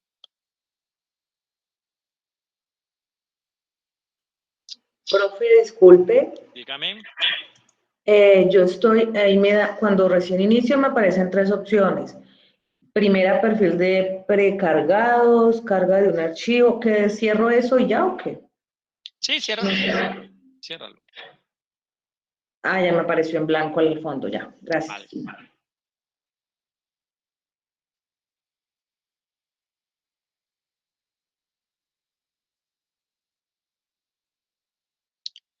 Listo, entonces aquí cuando abrimos PCIN, nosotros podemos construir un algoritmo basado en este. Pero acá va a cambiar. De una vez vamos a acostumbrarnos a hacerlo así. Vénganse de aquí donde dice configurar. Y vámonos aquí a la opción que dice opciones de lenguaje, perfil. Opciones de lenguaje. Y vamos a escoger el modo estricto. Estricto. Aquí pueden escribir estricto y lo escogen. Trae un perfil de Univalle, pero no sé qué tanto tenga. Entonces vamos a cogerlo como estricto. Y vamos a darle a aceptar.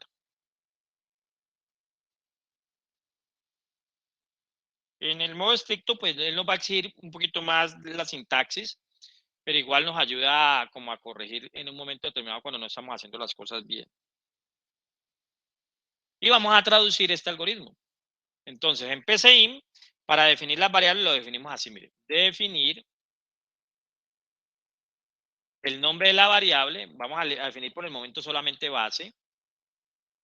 Decimos cómo y él nos ayuda. Mira, ahí están los datos. Carácter entero lógico o real. Carácter entero lógico o real. Entonces habíamos dicho que nuestro algoritmo, acá que la base es de tipo real. Entonces venimos y escogemos real. Y siempre vamos a terminar con punto y coma. Siempre vamos a terminar con punto y coma. Dime, Julián. Es que yo tengo problemas con el teclado y no puedo solucionarlo todavía, entonces pues a veces me hace difícil programar porque no puedo usar símbolos y algunas teclas. Ajá. Pues es digamos que ahí te toca, Julián, mirar la manera como configuras adecuadamente el computador, ¿listo? El teclado, porque digamos que ¿estás en un Windows? Sí, sí, señor. Vale, entonces búscate un video por ahí que te ayude a configurar, cómo configurar. ¿Tu teclado tiene ñ? Sí, señor. Listo, entonces es un teclado que está en distribución español. Debería ser muy relativamente sencillo que le cambies el idioma como está configurado tu computador, pero no puedo dedicarle unos minutos a resolverte esa situación, ¿vale? Si necesitas un símbolo, nos avisas y te lo copiamos en el chat. Por ejemplo, si necesitas el igual, entonces te lo copiamos ahí, tú copias y pegas allá, ¿vale? Por el momento. Gracias. Vale, con gusto. Ok, entonces mire, aquí hemos definido en PCIN nuestra variable como tipo real. ¿Qué más variables necesitamos? El algoritmo en pseudocódigo acá nos lo está diciendo. La altura y el área. Entonces aquí podemos decir coma altura, coma área.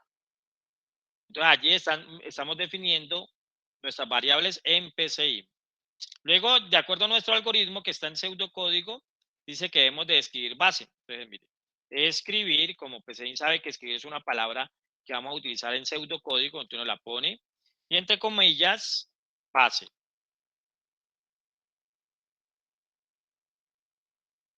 Voy a agregar aquí una palabrita sin saltar. Ese sin saltar es para que en PCIN el dato salga al frente del título. Que el dato que voy a capturar salga al frente del título. Entonces después vamos a decirle leer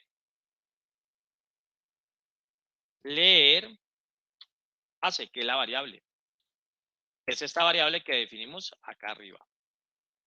Según nuestro algoritmo dice escribir altura. Escribir altura sin saltar. Y vamos a leer la variable altura.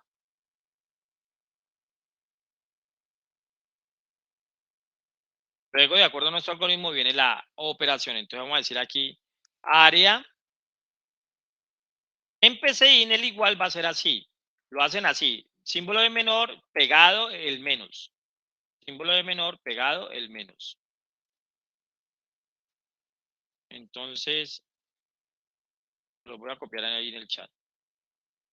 No, escríbelo completamente, Sebastián. Escribe ahí sin saltar, sin espacio saltar. Dime, José David. Sino que por ahí en escribir, escribió mal la palabra altura, entonces de pronto el algoritmo luego no le... Bueno, no le funciona bien. gracias por la aclaración. Sin embargo, esto que ustedes encuentran en mensajes, entre comillas, serán mensajes. Entonces, simplemente el mensaje nos va a salir altura, pero no altura. Si lo hubiera escrito acá mal, ahí el algoritmo me va a brincar porque me va a decir, démoslo así intencionalmente. Démoslo así y digámosle aquí altura. Y ahora vemos lo que sucede, ¿vale? Ah, ok, profe. Hacerle aquí base por altura dividido 2. Y por último, de acuerdo a nuestro algoritmo, entonces decimos escribir, entre comillas, todo lo que vaya entre comillas es un mensaje. Profe, para reemplazar, digamos, esa flecha que asigna al área la fórmula, ¿puedo utilizar el igual? No, tiene que ser el menos. No. Ah, bueno, que si puedes utilizar aquí el igual. Así. Sí. No, porque en ese caso, como lo dijimos en forma estricta, esto va a ser otra cosa. Va a ser comparación. Pues por eso vamos a hacerlo así, ¿vale?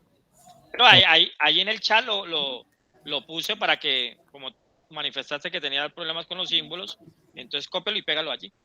Gracias. Vale. Entonces vamos a decirle aquí escribir área del triángulo es, comillas. Todo lo que vaya entre comillas es un mensaje, coma, área. Y cerramos con punto y coma. Acá, en configurar, opciones del lenguaje, y aquí buscas estricto y lo seleccionas. Con gusto. Listo. Y voy a guardar esto como área, triángulo, el archivo de PCIN. Área triángulo. Bueno, voy a guardarlo ahí.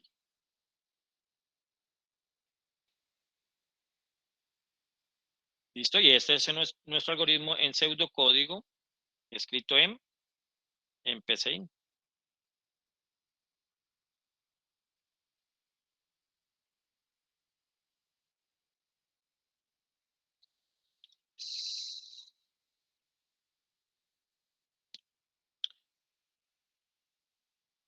Bueno, algo importante para saber si nuestro algoritmo está bien o no es la prueba de escritorio. La prueba de escritorio es simular que ejecutamos el algoritmo para saber si da los resultados adecuados. Y para eso tenemos que plantear un escenario o conocer un escenario. Entonces, por ejemplo, que digamos que, ok, si el área vale 8 y la altura vale 2, perdón, si la base vale 8 y la altura vale 2, pues el área nos tendría que dar 4. Y eso es lo que tendríamos que validar. Sí, David, como en este caso lo definimos como estricto, es obligatorio que vaya al punto final, porque si no te va a sacar un error. Entonces, ¿qué hace la prueba de escritorio? Mire, es venir a ejecutar línea por línea el algoritmo. Ahí definió las variables base de altura, ahí definió la variable área, ahí sacó el mensaje base del triángulo, allí está pidiendo un dato. Entonces aquí vamos a agregarle un 2. Ese 2 queda guardado en la variable base. Entonces por eso en la variable base quedó guardado un 2. Luego viene el escribir, que es sacar el mensaje. Luego viene el leer altura. Entonces aquí me va a pedir un dato y lo que escriba allí lo va a guardar en la variable altura. Digamos que fue un 4.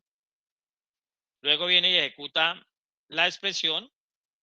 Entonces dice que área es igual a 4. ¿Por qué? Porque él dijo, ¿cuánto vale base? Vale 2. ¿Cuánto vale altura? Vale 4. 4 por 2, 8, dividido en 2, 4. Por lo tanto, área queda valiendo 4. ¿Listo? Y por último, escribimos el área. El área es lo que tenga la variable área, que en este caso es 4. Esa es una prueba de escritorio. Para este problema que es sencillo, pues uno dice, eso no es necesario. Pero cuando tengamos un algoritmo un poco más elaborado, pues no vamos a ver si el algoritmo está bien o no está bien. La única forma de saberlo si está bien es haciendo una prueba de escritorio. Si hiciéramos otra prueba de escritorio, por ejemplo 3 y 1, pues nos tendría que decir que el área es 1.5. Eso es una prueba de escritorio. Sin embargo, nosotros acá con la ayuda de PCIN, pues podemos poner a ejecutar esto. ¿Sí? Podemos poner a ejecutar esto. Entonces, ¿cómo lo ejecutamos?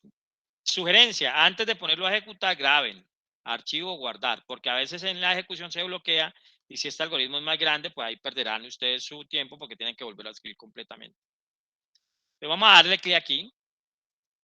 Y aquí va a salir unos errores. Vamos a ver. Digamos aquí 4, enter, y ahí salió el error. ¿Por qué salió el error? Porque le está diciendo que la variable altura no está definido. Porque la variable la definimos como altura. Pero está haciendo referencias a este, mira, altura, no a este, altrúa. Porque esto es un mensaje. Entonces eso no implica para nada. Entonces vamos a corregir aquí, altura. Altura. Y venimos acá a nuestro algoritmo y ya lo aceptó, mírenlo. Pero sí nos sacó el mensaje altrúa. Porque lo que va entre comillas es un mensaje y no implica que haya un error sintáctico. Entonces, la altura, digámosle aquí que es 2. Enter. Y ahí nos dijo, el área del triángulo es 4. Si quiero volver a hacer otra prueba, acá entonces le digo reiniciar. Le digo, la base vale 26. La altura vale 5. ¿Cuánto vale el área? Entonces, vale 65. Corrijamos acá el mensaje. Esto no es altrúa, sino altura.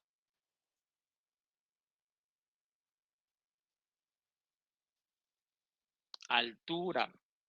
La vemos. Control S y ejecutemos. Ahora sí dice que esto es la base. 27, la altura 3. Nos da que el área del triángulo es 40.5. Y ahí hemos construido nuestro primer algoritmo. Lo hicimos en pseudocódigo, hicimos el análisis, hicimos el pseudocódigo y lo pasamos a PCIN. Lo pasamos a PCIN. ¿Preguntas?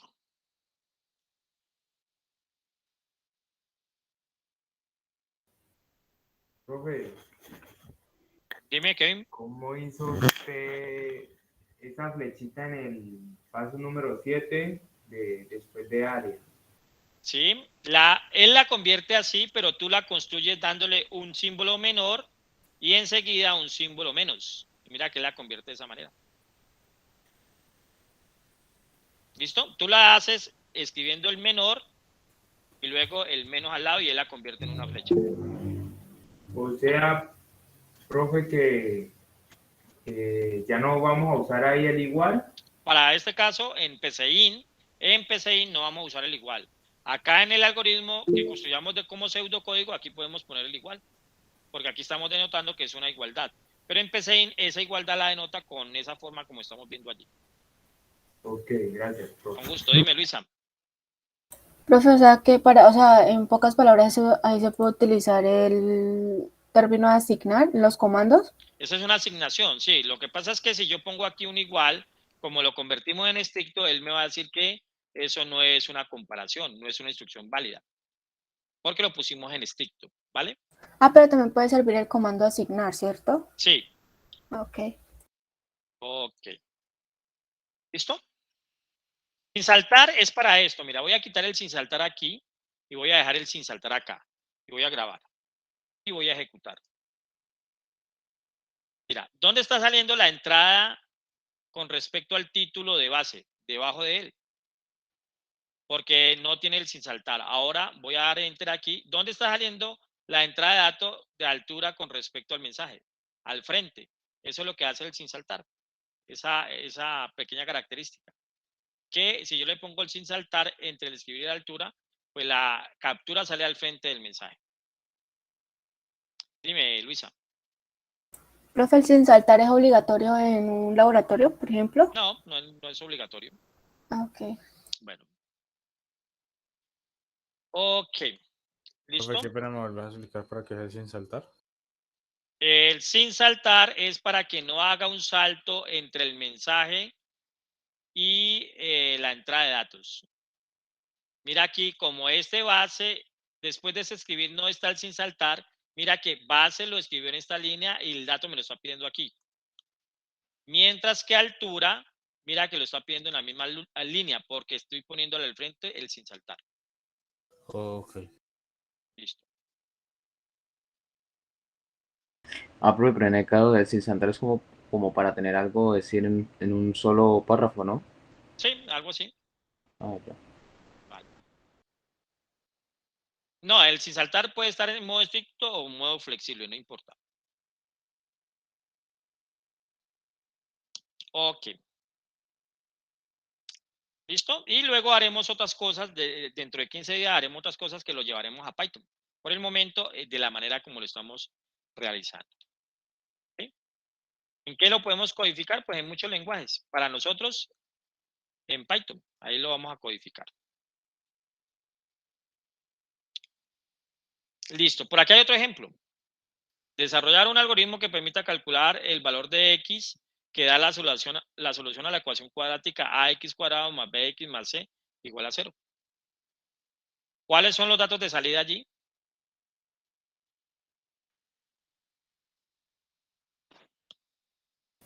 El valor de X. El valor de x. Ajá. ¿Cuáles son los datos de entrada? Ajá, puede ser x1 y x2 porque puede depender del discriminante, dará uno o dos resultados. Y los coeficientes darán los datos de entrada, correcto. ¿Y cuál será la fórmula? ¿Cuál será la expresión?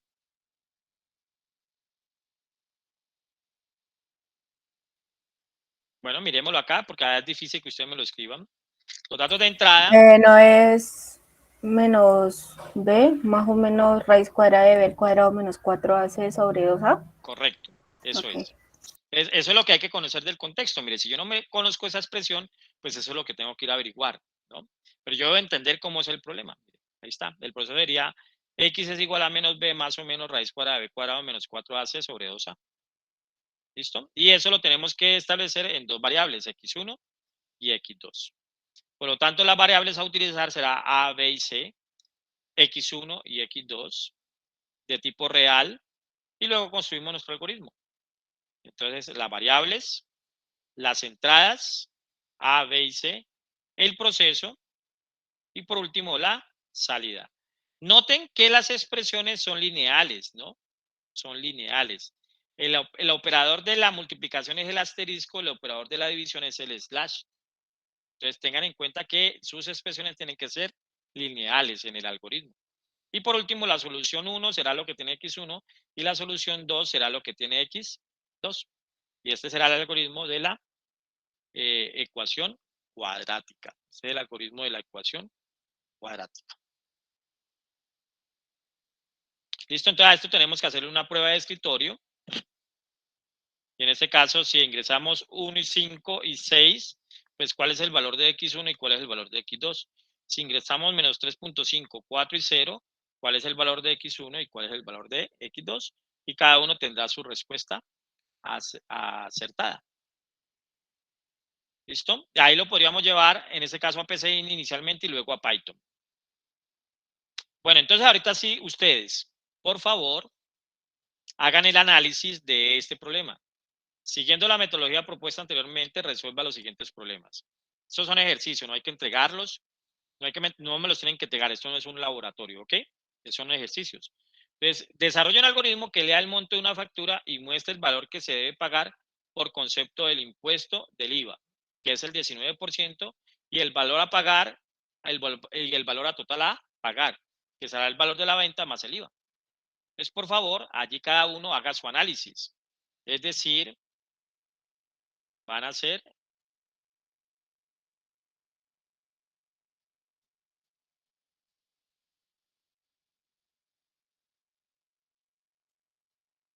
inicialmente este análisis. Definan ustedes para ese problema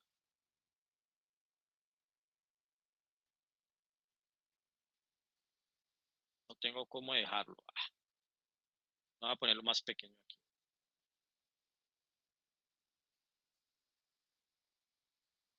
Entonces, lo que les estoy pidiendo es que de ese problema que está en la diapositiva que dice ejercicio, ustedes establezcan su análisis.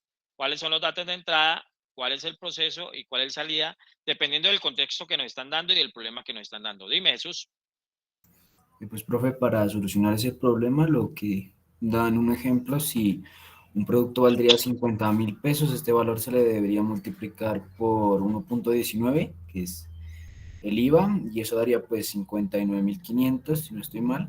O sea, Sí, pues, esa sí, sería la solución. sí, pero mira que nosotros cuando hicimos el problema del triángulo, no lo planteamos con valores, lo planteamos con variables y con datos. Y cuando hicimos allá el ejercicio en PCIN, vimos que podíamos calcular el área de muchos triángulos. Claro, Siempre de pues, esa manera entonces, tienes que hacerlo. Entonces no puedes representarlo con datos puntuales, sino con variables, ¿vale? listo. Vale. Entonces, por favor, démosle ¿qué? Yo creo que 5 minutos para hacer el análisis de ese problema. 5 minutos.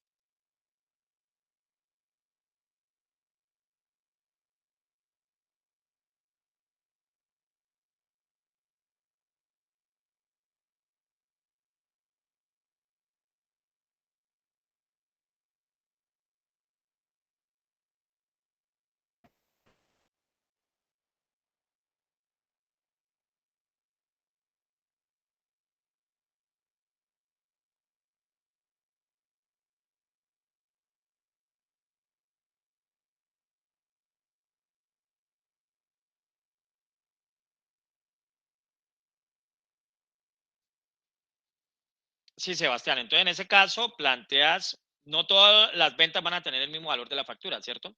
Siempre lleven al contexto del mundo real. ¿Todas las facturas valen lo mismo? Sí, no. Entonces, si es no, entonces en este caso será una variable y así mismo lo maneja.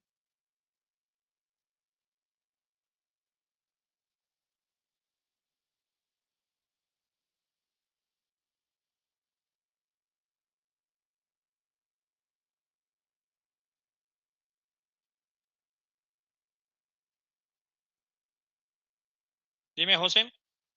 Profe, era, para preguntarle, era calcular cuánto valía el objeto con el IVA total, ¿no? ¿Cuánto vale? Hay que desarrollar un algoritmo que lea el monto de la factura y muestre el valor que se debe pagar por concepto del impuesto del IVA y el valor total a pagar. Ah, listo, entonces ya terminé. Vale. Demos unos minuticos más y ya lo socializamos lo que estableciste.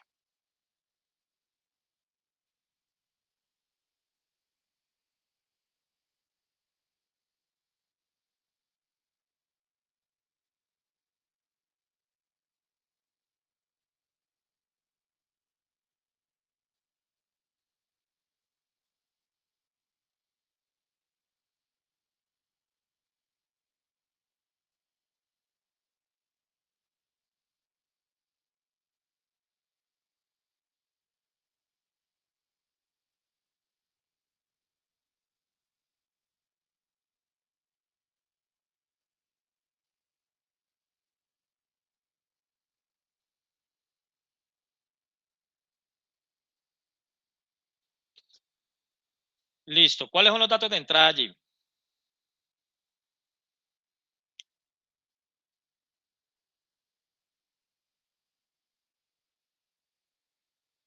Depende de la forma como los apliques, ¿no? Porque todo depende como la expresión que utilices, ¿no? Si en este caso vas a decir valor del IVA, el cálculo del valor del IVA sería con 0.19, pero si vas a hacer independientemente el valor del total, debería ser 1.19. Entonces, de todo depende. Ajá, entonces sería el monto de la factura, correcto, el monto de la factura, porque no estás diciendo cantidad por valor unitario, ¿no? Sino monto. Yo tengo el monto de la factura ya. Es cuánto es toda la factura. No me están pidiendo que discriminen. Por lo tanto, era el monto de la factura, correcto. Los datos de salida.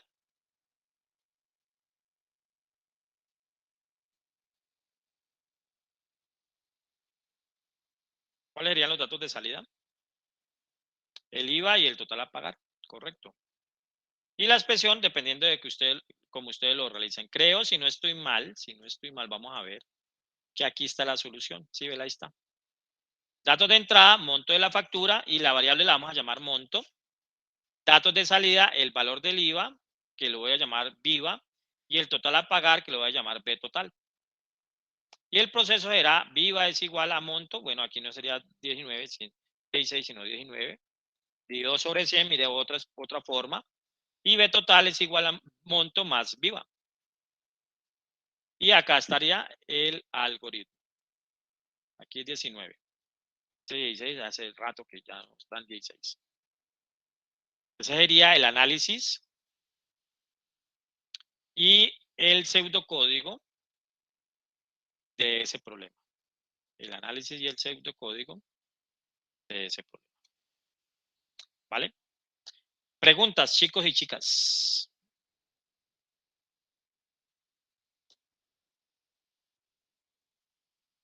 Pregunta con estos dos ejercicios que hemos realizado y con la conceptualización que hicimos al principio.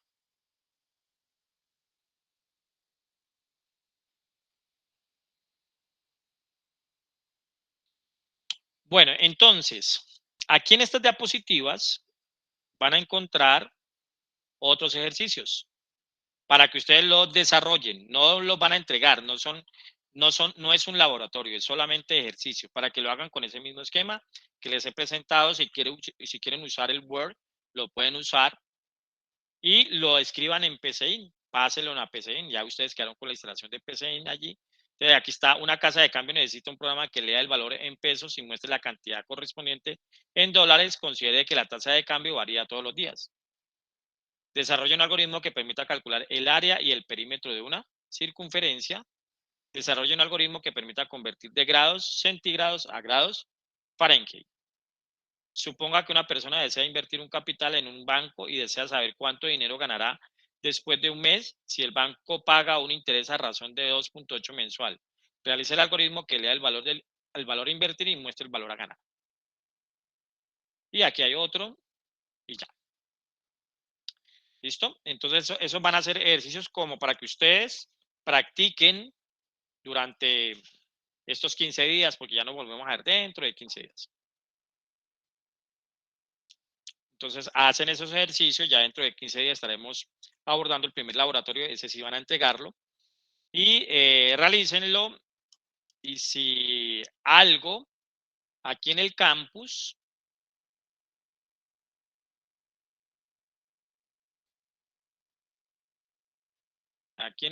acá abajo, hay un foro que dice, ¿cuál es tu duda acerca del tema número 1?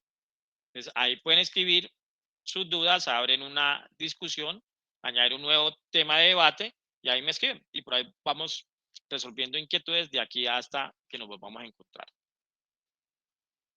Profesor, el laboratorio ya está subido. ¿Cómo es su nombre? No. Perdón, ¿con quién O habla? sea, ¿se hace en la misma clase o qué? No, se asigna dentro de 15 días y se deja para que lo desarrollen en la casa. Ok.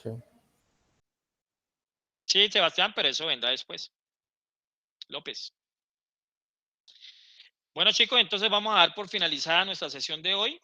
Nos vemos dentro de 15 días, si Dios quiere. Recuerden que cualquier inquietud la pueden escribir por aquí. Y si alguien tiene la respuesta, la puede escribir por aquí. Dime, Andrés Felipe. Profe, una preguntita. ¿Más o menos de cuántos grupos? ¿De cuántas personas del grupo? Dentro de 15 días hablamos de los laboratorios, ¿vale? Este ejercicio, estos son ejercicios que no lo deben de entregar y la solución debe ser individual para que vayan aterrizando todo lo que vimos hoy. Y ustedes mismos definen sus grupos. Y ustedes mismos deciden con quién van a trabajar. Pero dentro de 15 días que les asigne el taller, hablaremos de eso, ¿vale? Bueno, profesor, hasta luego. Bueno, una feliz tarde. Nos vemos Gracias, dentro de 15 profe, días, si que Dios esté quiere. bien. Hasta luego, profe, gracias. Hasta luego, profe. Gracias. Hasta luego. Hasta luego, profe. Buena tarde. Profe, gracias. Gracias, hasta luego. Hasta luego. Profe, qué pena, una preguntita. ¿En dónde encontramos la grabación de la clase? Más o menos mañana allí en el campus. Ok, gracias, hasta luego. Bueno, con gusto. Hasta luego, profe, buena tarde. Muchas gracias. Igualmente. Hasta luego. Buena tarde, hasta luego. Hasta luego. Hasta luego. Los dejo.